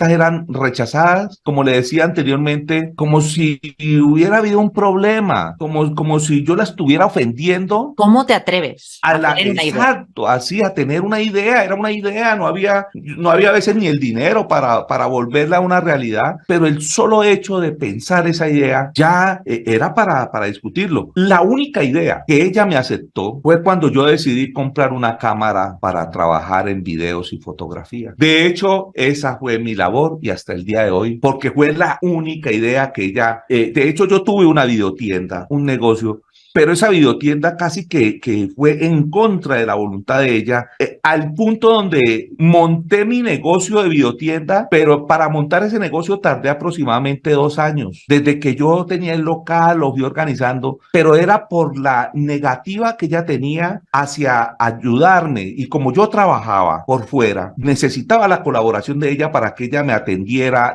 Qué dificultad y qué problema tan grande para poder que ella me aceptara eso. Fue un proceso muy largo, sin embargo, a lo último lo aceptó. Y esa fue una de mis fuentes de ingreso en los años 90. Y esa era parte del control, ella no me había que hacer era lo que ella dijera. Y mientras se hiciera lo que ella proponía o dijera, nuestra relación estaba muy bien. Pero si había un pero para cualquier, no. Ya había esa discusión. Vivimos esa época de oro tan linda hasta aproximadamente el año 2003, ¿sí? Yo tengo muy claro porque, como le digo, a pesar de no saber lo que sucedía, yo empecé a guardar esa fecha porque a partir de ahí fue que yo noté una actitud extraña en el comportamiento de ella. Esa actitud comenzó como con una ley del hielo intermitente, o sea, pero sin una justificación. Por ejemplo, como le digo, cuando íbamos a las fiestas familiares y yo ya sabía que ella me iba a aplicar ley del hielo, pero en esta ocasión no había una razón. Entonces yo comencé a preguntarle, ¿qué te pasa? Exacto. ¿Qué pasa? Empieza la devaluación y aquí la víctima se queda ¿Qué pasa? Y totalmente en shock, no entiende nada. ella al principio no me respondía. Fue así. Era una escala de oro, era esta mano que tengo aquí arriba, y la evaluación o la toxicidad de ella era como acá. Yo la veía así de esa forma. Pero a partir de ese momento empezó de una forma muy, muy, muy sutil a cambiar a los años. Esto que acabo de hacer aquí sucedió en muchos años. ¿Sí? No fue en un mes, ni en un año, ni en 2 años, en varios años. A partir del año 2003 comenzó esto a moverse y yo comencé a preguntarle qué pasa. Y ya al cabo de un tiempo, ella me decía cosas y yo, cosas. Como le digo, ella no habla, o sea, ella nunca ha tenido una retórica así muy larga de decir y de explicar, no, sino así como muy corta en ese sentido. En otras sí, porque ella, de hecho, yo aprendí a hablar mucho por ella, porque ella es así como yo hablando con las personas y todo. Entonces yo era tan tímido, pero yo tomé ese ejemplo y esto lo aprendí, fue por estar con ella. Yo aprendí a tener inclusive seguridad, exigir derechos, fue por ella. En los almacenes, cuando tenía que hacer una reclamación o algo, ella no permitía abusos y yo en parte aprendí por ella de hecho, en mi familia creo que soy el que más sobresale en esa actitud y eso lo aprendí fue por ella. Claro. En mi familia todos coincidimos en aceptar a veces los abusos. Me llama la atención. Todos mis hermanos somos así. En si perdemos no importa. Claro. En al dinero no darle valor. Claro. Nosotros no le damos valor al dinero hasta el momento, hasta el día de hoy. ¿Sí? Y fíjate una cosa, Francisco, que tú creciste con tu esposa, como desde niño. Realmente, si te fijas, es una formación de tu personalidad casi junto a ella, ¿no? Sí, claro. Y claro, nos formamos. Os formasteis juntos. Entonces, imagínate, te estás formando, pero tú no sabes que tienes una narcisista al lado. Entonces, los narcisistas exigen, claro, y tú también aprendes esas cosas. Aprendí que en casa, a exigir, sí. En casa era totalmente distinto, pero es que casi creces con ella. Entonces, acabas imitando esa manera de actuar, de imponer y no dejar, ¿no? No permitir y decir no en ciertas ocasiones, ¿no? Por mi esposa, con ella aprendí a esto que estoy haciendo aquí, a hablar, a expresarme. Bueno, en fin, cuando ella ya comenzó esa segunda etapa de donde ya empecé yo, como lo dice, yo estaba en disonancia cognitiva todo ese tiempo. Todo. Pero esa disonancia cognitiva pasaba desapercibida debido a ese reforzamiento intermitente. Claro. O sea, debido a esa alegría que yo recibía y ese orgullo que yo sentía, yo me ufanaba diciéndole a las personas, yo conocí el amor. Exacto. Hasta diciembre del 2020. Imagínate. Yo hablaba con alguna persona o con ella misma y le decía, es que nosotros conocimos el amor. Yo llamaba amor a esto. Claro, lógico. Entonces, ese orgullo, entonces yo no me afectaba mucho, pero ya estaba en esa incógnita que fue algo extraño para mí, algo incoherente. Se cambió algo incoherente en ese cambio que empezó a tener. Y nosotros teníamos algunas amistades con las que compartíamos, no eran muchas, en gran parte muchas eran más que todo mujeres, ¿sí? Eran más que todo mujeres y a veces con sus parejas, y con esas parejas nosotros compartíamos, íbamos a pasear a las discotecas, a divertirnos, pero ya ella comenzó como a cortar las amistades, o sea, ya no era como tan abierta a compartir con esas amistades, a salir con esas amistades. A veces una invitación sí, otras veces no, ya comenzó a encontrar como peros a cualquier situación de esas. Y yo iba analizando, porque yo siempre analizaba las cosas. Desde muy niño fui muy observador y fui muy analítico de las cosas. Yo siempre analizaba todo y dentro de mi relación yo comencé a analizar, a tener en cuenta esos detalles. Entonces yo veía que habían detalles, lo que ella me dio dio en toda esa etapa de oro, lo iba como quitando. Eran muchas cosas lo que ella me dio en esa etapa de oro. Entonces, cuando se va quitando una por una, y no es todos los días, sino digamos semanal o mensual o anualmente, no se va percibiendo como tan fácil. Pero ya, por ejemplo, sonaba el teléfono y si era un familiar, un conocido con el que hacíamos esas conferencias por ya no había altavoz, ya las llamadas era ella aquí hablaba con la mamá, con quien fuera, nosotros con todo el mundo, con mi mamá, con el que llamara era en altavoz, pero ya dejó de usarse el altavoz. Y yo, sí, eso se lo reclamaba, yo le decía, pero mira, ¿por qué ya no usas el altavoz? Claro, ¿por qué me estás quitando esta confianza que Eso teníamos? se juntaba a esa ley del hielo que me aplicaba también intermitentemente, donde y entonces yo lo iba yo veía que había algo malo, había algo raro. Claro. Y empecé a analizar y yo decía, nosotros con ella conversábamos mucho y decíamos, veíamos que habían personas que envidiaban nuestra relación. Es más, en la familia de ella existe mucha toxicidad. Muchos son por el estilo de ella, encubiertos o directos. Algunos son así, ¿no? Sin disimular. Otros son muy encubiertos, pero a veces analizábamos y decíamos, percibía uno la envidia. Sí, sí. Percibía uno la envidia. A veces habían personas que llegaban a nuestro hogar. A nosotros nos gustaba tener de las mejores cosas, o sea, dentro de nuestros alcances, comprar lo mejor. Y a veces algunas personas llegaban a nuestro hogar y uno se sentía. Ese lenguaje no verbal lo percibe uno de las personas que están que son como humildes en su forma de verlos, que se agradan de vernos juntos, pero también podía uno percibir esas personas que como que les raya, llamémoslo así, el vernos juntos,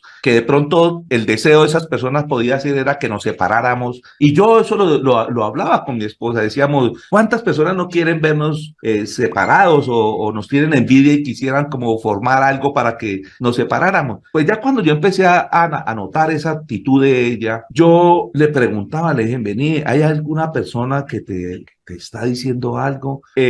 Las familias nuestras observaban cuando nosotros salíamos con los amigos. Habían unos amigos más allegados que otros. Teníamos una amiga que a veces se quedaba en nuestro apartamento y compartíamos mucho con ella, viajamos, íbamos para un lado y para otro, y las familias nos veían, ya no éramos los dos, sino éramos tres, con una de nuestras amigas, por ejemplo, y yo notaba que inclusive mi papá, mi mamá, sentía uno como esa precaución que de pronto generaba. Yo me sentía muy seguro de mis acciones, de lo que mi enfoque, de lo que yo quería hacer de mi vida. En esas amistades, mi pensar ni mi actitud era tener de pronto por detrás a ver, una de las amigas de la que me estoy refiriendo era una niña que tenía varios novios, era una niña que salía con un hombre hoy a la mañana y por la noche venía a recogerla a otro. Entonces no era una persona, era una persona que podía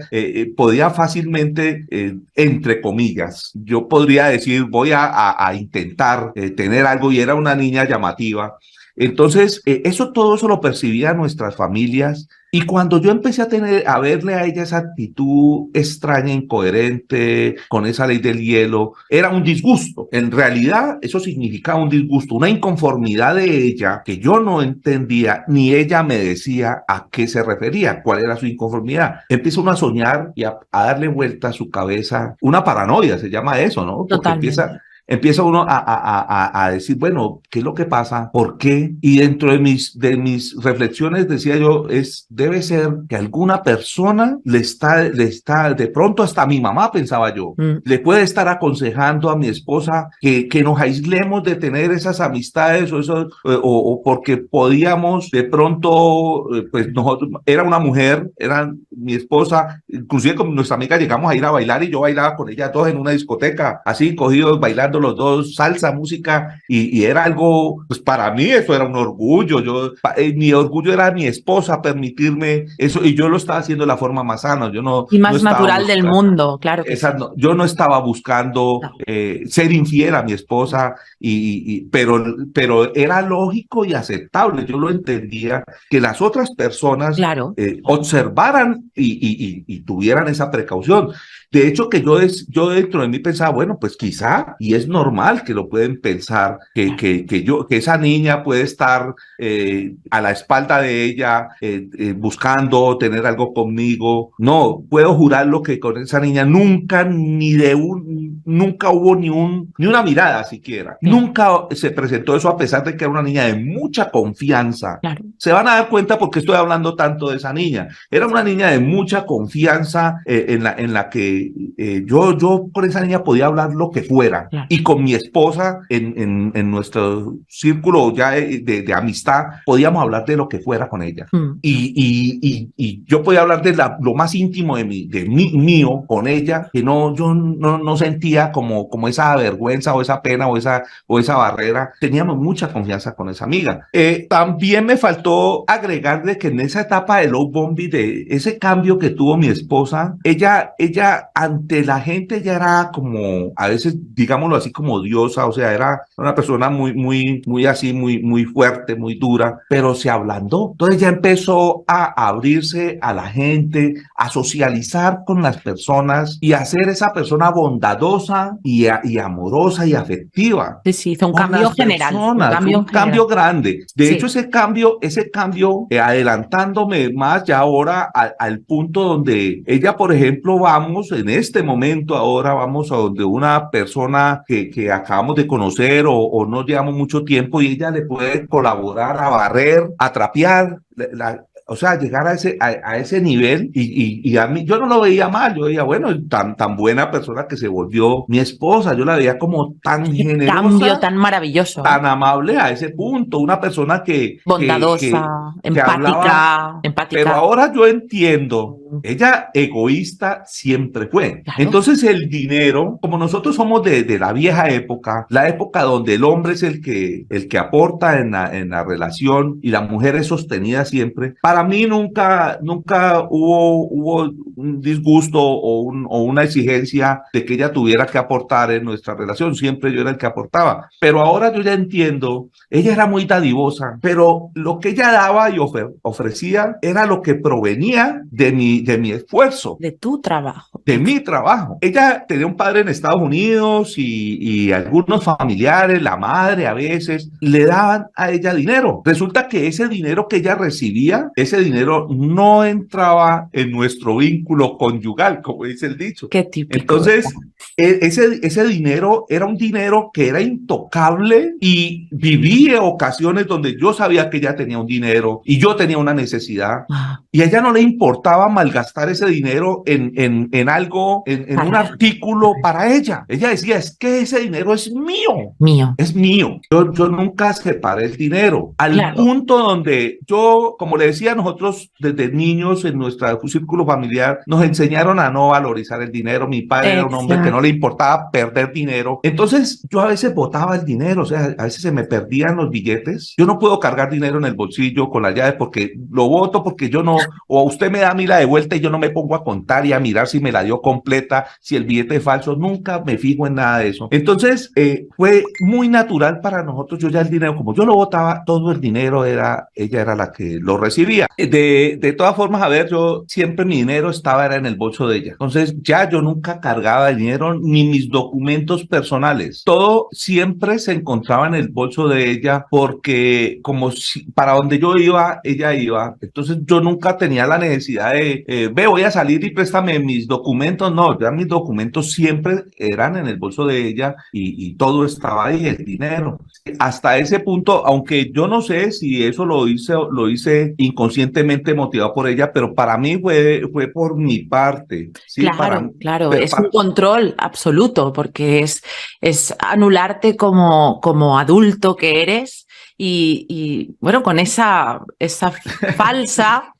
falsa sensación de que yo te cuido, pero en realidad es un controlar, no es un cuidar. Está disfrazado de cuidar, pero es control. Sí, yo nunca percibí ni lo puedo analizar ahora o que recuerde que fui presionado por ella para que yo tuviera esa actitud, no lo recuerdo, pero así funcionaba y para mí era normal, natural. De hecho, ya en este momento todo cambió, ya no es así. Claro, ya llegaremos, ya. Claro, bueno, de manera que a ese punto llegábamos y continúo en la situación de ese, ¿qué pasa? ¿Qué pasa? Y iban pasando los días, los meses. Yo iba percibiendo nosotros, ya después ella su ropa interior no la confeccionaba, sino que había un sitio donde comprábamos esa ropa interior y era un sitio de ropa interior llamativa como para parejas así, y manteníamos siempre el día en las colecciones y era frecuente para nosotros ir a comprar la ropa interior allá a ese sitio. A veces llegó a darse la situación donde íbamos y ya no había nueva colección y nos tocaba devolvernos porque no había, siempre manteníamos al día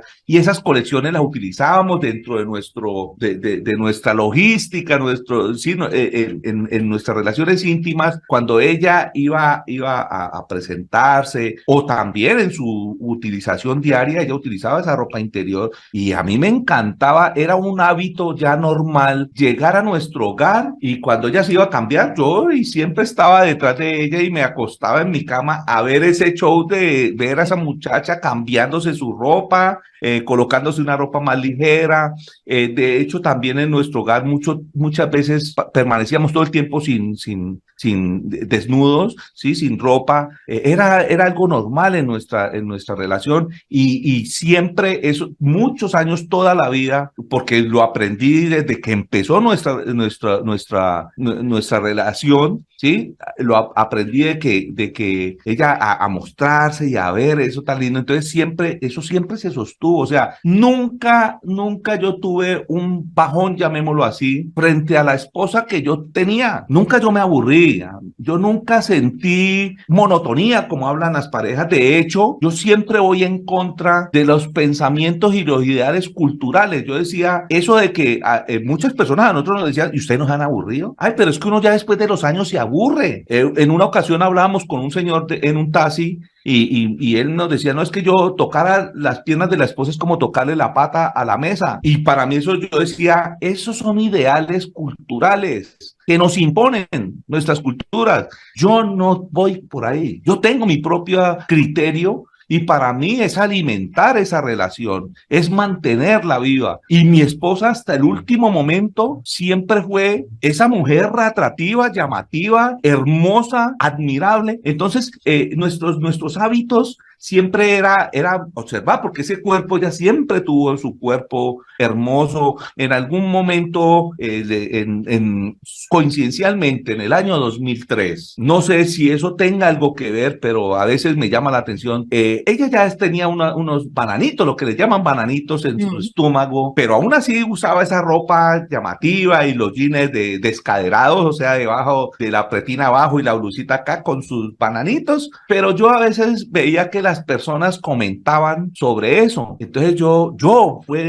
ella nunca me lo pidió, sino que yo dije, bueno, hagamos una cirugía y fuimos a un buen sitio porque yo decía, yo no busco economía porque es la vida de mi esposa la que está en riesgo, necesito buscar los mejores médicos y fuimos, se hizo hacer una lipoescultura y quedó espectacular. Pues no, pues o sea, siempre para mí ha sido espectacular porque, como le decía, ya lo físico pasa como a un segundo plano. Ya esa esposa, ese ser amado es más como, yo no sé, es algo más psicológico, más de conexión que de lo físico. Lo físico no importa si está gordita, pero como sí vivimos en una sociedad que critica y cuestiona, entonces yo le hice hacer esa cirugía. De hecho, a ella se le despertó como una ambición cuando se hizo la cirugía y ya quería que la cola, ya después quería que los senos, ella no necesitaba. Y yo sí me oponía, yo le decía, no, es que no te puedes tocar nada, si lo tienes muy bonito, ¿para qué? Pero se le despertó como una ambición. Si yo le hubiera seguido ese... Fíjate, Francisco, que una cosa curiosa es eso, que la víctima tiene la sensación que toma decisiones, sí. Pero en realidad, estas decisiones están manipuladas por ella. Y ella ya le interesa que tú seas el que le diga a ella que se haga esta cirugía. Y tú tienes esa sensación, esa conciencia de que fuiste tú. Pero luego de repente, no, y ahora quiero más y más y más. ¿No te parece eso curioso? Curioso, muy curioso. Muy curioso. Entonces y ya ya comenzó que a hacerse la línea de los labios, que se iba a hacer cosas que ya para mí yo pensaba, porque yo no pienso solamente en el presente. Entonces yo decía, ella se quería hacer unas líneas blancas por acá en el ojo. Yo decía, no, eso en este momento puede estar de moda, pero y cuando pase de moda vas a quedar con esa línea blanca. No, ellos no consideran, y eso sí lo noto en los narcisistas. Los narcisistas viven el momento, pero no se proyectan al futuro, no miden consecuencias. Absolutamente. No miden consecuencias. Y yo sí todo eso lo analizaba. En fin, entonces, ella quedó espectacular, pero precisamente después de ese acontecimiento comenzó el cambio de actitud de ella. De hecho, yo decía, no, pues ahora que ella quedó así tan linda, pues mejor todavía. No, ahí se acabaron las fiestas, las rumbas, todo eso que nosotros vivíamos sanamente. Crea lo que era sano, porque nosotros no nos embriagábamos, era algo muy sano, pero lo disfrutábamos, era algo que era para disfrutarlo.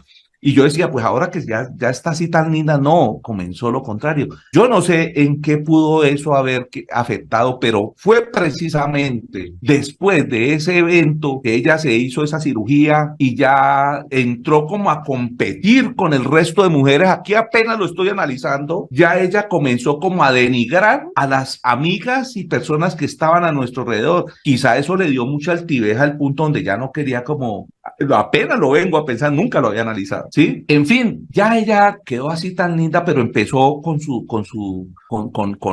esa ley del hielo, ese disgusto que no, o sea, cuando uno sabe el porqué de un disgusto, pues lo que sirve, porque uno ya dice, bueno, le buscamos solución, pero yo no sabía cuál era la causa. Hay algo que sí es importante tener en cuenta, y es que nunca, jamás en nuestra relación, desde el inicio de nuestra relación, jamás ella hizo un aporte positivo a cualquier disgusto o a cualquier inconformidad que existiera en nuestra relación. Jamás, nunca. No hay responsabilidad por parte de un narcisista. Ella participaba en el alegato, en el problema, en el señalamiento, ¿sí? En la parte negativa de los asuntos, pero nunca tenía esa parte positiva que la impulsara a ella a sentarse a dialogar, a proponerme a mí alternativas para quizás tener soluciones. No, jamás. Ella era sola, yo era callada, y yo era la persona que le proponía, que trataba de concientizarla, de que ella viera. Me volví un experto totalmente en diálogo, en monólogo, porque eso no era diálogo, era monólogo. No le miento que yo comencé a preguntarle qué sucedía, y yo veía los cambios que ella tenía en la parte íntima, pero no los quería tocar en mis reclamaciones, porque me parecía que si yo le decía, mira, no estás haciendo esto, y mañana lo iba a hacer, de pronto para mí me iba a afectar emocionalmente, porque yo podría decir, ella está actuando así porque yo le dije, si yo no le digo, no lo hace. Y resulta que lo que nació en nuestra relación, para mí fue que fluyó, no fue algo que se propuso y se impuso, no, fue algo, todas esas experiencias, todas esas fantasías, eso se fue dando, fue fluyendo, no sé de qué forma realmente, pero se fue dando. Manipulado ¿Sí? por ella. Sí, quizás, claro, ahora sí ya lo entiendo, pero yo en ese momento lo veía como algo que fluyó de la nada, y así yo quería continuar. Yo quería que ella resolviera su supuesto disgusto, pero de forma natural, que ella lo demostrara con sus actitudes de forma innata y no porque yo le impusiera. Sí, yo sí le hacía ver, mira,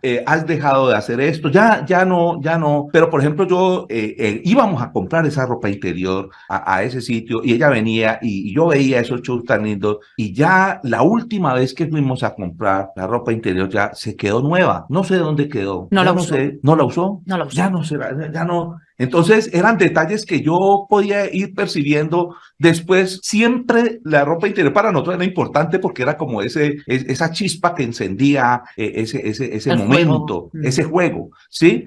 Ya después, no sé, a los años quizá, pero ya yo veo que compró ropa interior, yo no me di cuenta ni dónde, un estilo, unos modelos que no eran los de nuestro agrado, algo que no motivaba, ¿sí? Claro. Sin embargo, bueno, nosotros las las relaciones éramos muy activos en las relaciones íntimas y era diario, no por una imposición, no sé, pero yo no lo sentía así como algo impuesto, sino que eso era ya un hábito nuestro como comer, desayunar, comer, acostarnos y tener nuestras relaciones íntimas, ¿sí? De manera que eso era la constante y nunca yo puedo decir, yo escucho a veces de parejas que dicen que la esposa le da la espalda, que le dice que no quiere, que está... Jamás, nunca, hasta la última vez, mi esposa me manifestó una inconformidad o que no quería o estaba aburrida o tenía sueño, nada de eso. Siempre nuestras relaciones fueron muy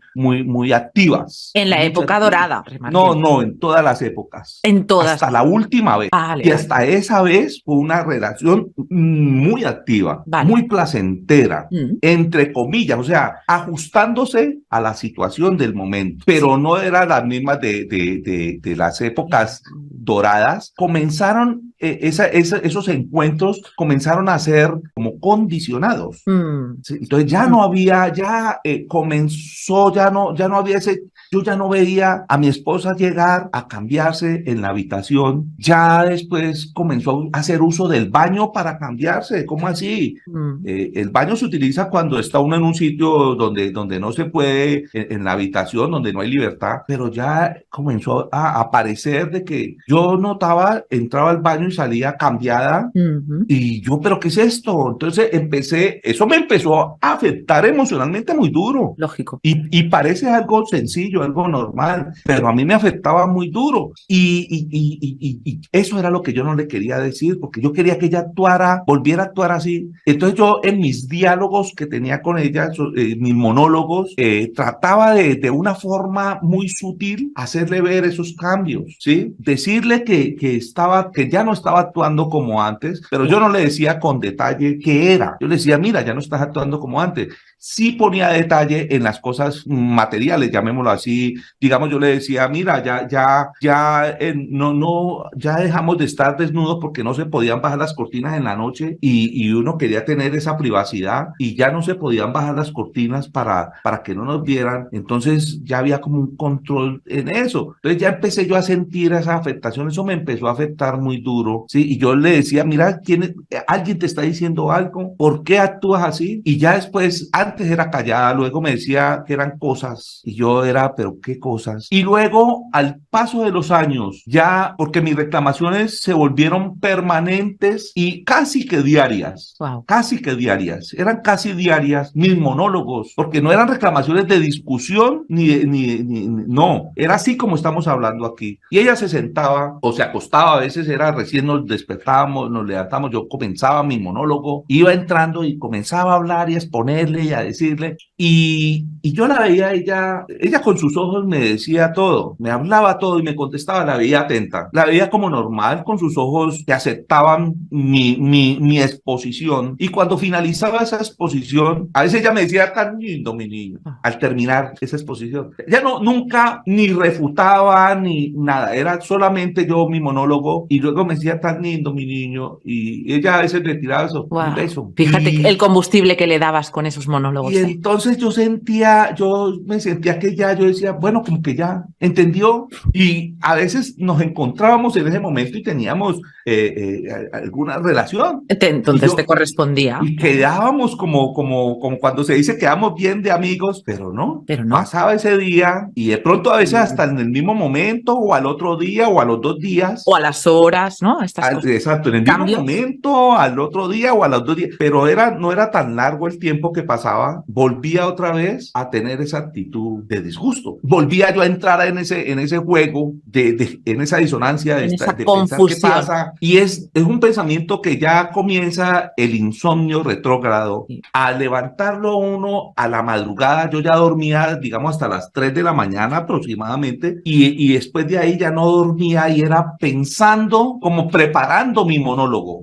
del día, ¿sí? Pensando, y yo era, ¿qué le digo? Hasta una vez yo le yo dije, ay, las problemas, me acordé yo de los problemas de matemáticas, que eso le llamábamos aquí problemas. Entonces a uno le decían, bueno, un problema, y el problema era una regla de 3 y había que plantearla. Y yo me acuerdo una vez que dije, bueno, los problemas se plantean colocándose y yo le decía a ella, mira, le dije, mire, en la matemática los problemas usted apunta y escribe, tenemos que hacer esto, plantemos, miremos, bueno, en fin, nada de eso funcionaba. Todos los días yo era un monólogo diferente, a veces era repetir lo mismo, Sí, es muy frecuente, se volvió un círculo vicioso. Exacto, porque la Sin resolución. víctima está tan adicta a ese personaje ideal que además a ti te hizo ese anclaje con el tema de las relaciones íntimas, esa fantasía, ese juego que había entre vosotros tan maravilloso, ¿no?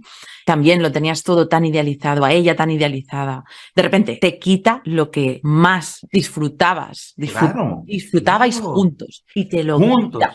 Entonces, claro, estás adicto, desesperado y ella juega con eso y te va dando estos refuerzos intermitentes y tú sigues enganchado y atrapado y sigues luchando, intentando solucionar el problema y sientes culpa, no sabes por qué, una confusión absoluta y ves estas respuestas, este lenguaje no verbal que comentas, estas respuestas ves que hasta como que disfruta viendo cómo tú estás sufriendo y estás desesperado por intentar solucionar el problema. Al principio esos diálogos eran como lo estamos así en diálogo, pero después eran acompañados de llanto. Exacto. Después ya no eran diálogos sino súplicas, ya se convirtió ese monólogo en súplicas, ¿sí? Pero yo sí notaba ahora que manifiestas de que los dos, entre comillas, sentíamos y disfrutábamos. Sí había algo que yo notaba en ella, donde ella no manifestaba sus emociones positivas. Entonces yo hablaba de que yo tenía la mejor esposa del mundo. Esa frase nunca se la escuché a ella decir sobre mí.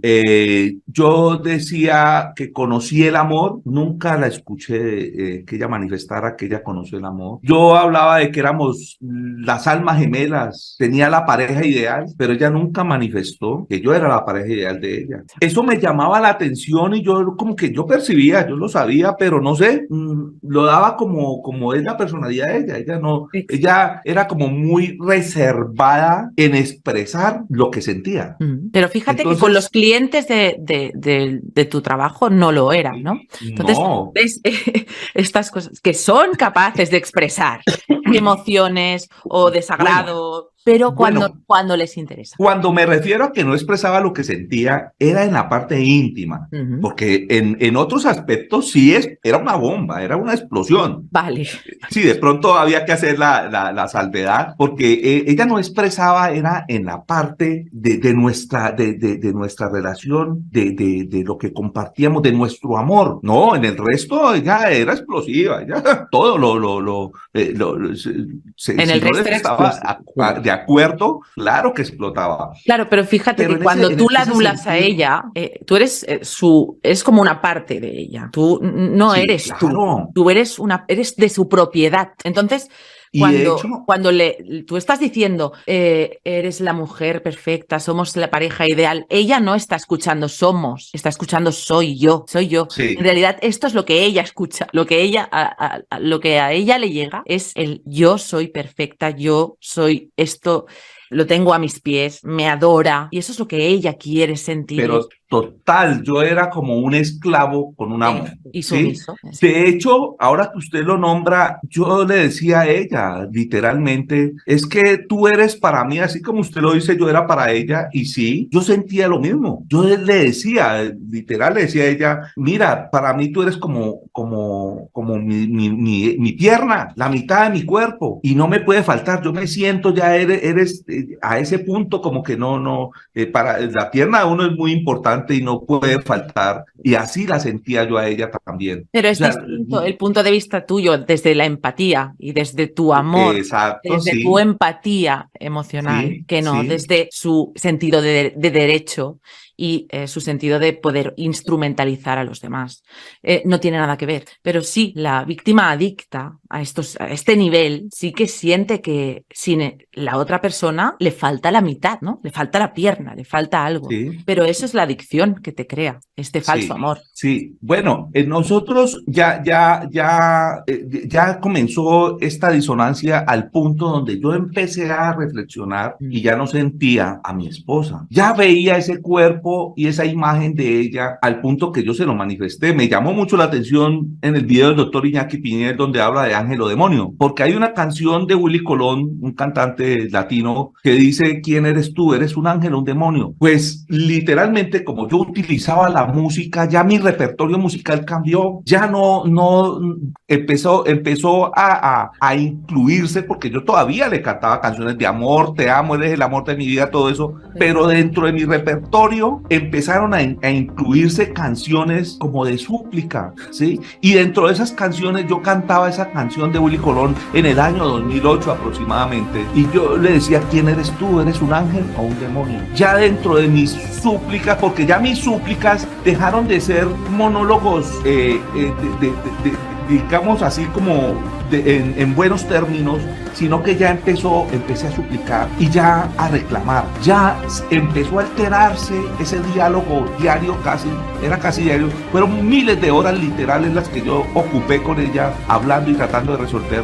Pero ya el diálogo comenzó a cambiar y ya mi súplica era como exigiendo, y yo le decía: mira, ya usted no es mi esposa. Claro, empiezas a reaccionar. En el año 2008 yo le decía: estoy viviendo el luto de la muerte de mi esposa, y yo le decía: mi esposa se murió. Ya comenzó el llanto, porque ya yo lloraba, y le decía: ya tú no eres mi esposa.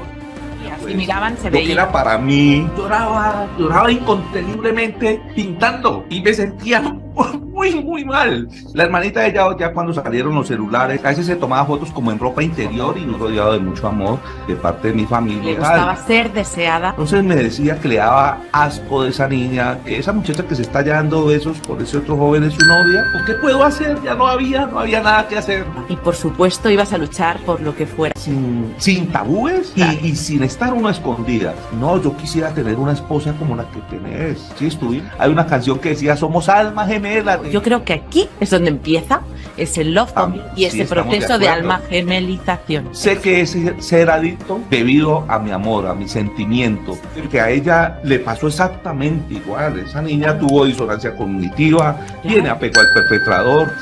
Yo no sentía necesidad de otra mujer. Yo me ufanaba diciéndole a las personas: yo conocí el amor. Exacto. Con esa ley del hielo, era un disgusto.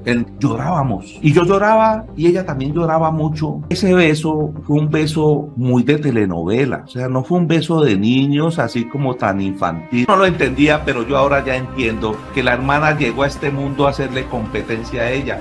Yo estaba mirando una foto íntima de la hermana, le explicaba, le decía: mire, necesitamos esa chispa, y usted no me está dando esa chispa. Dice: con ella sí y conmigo no.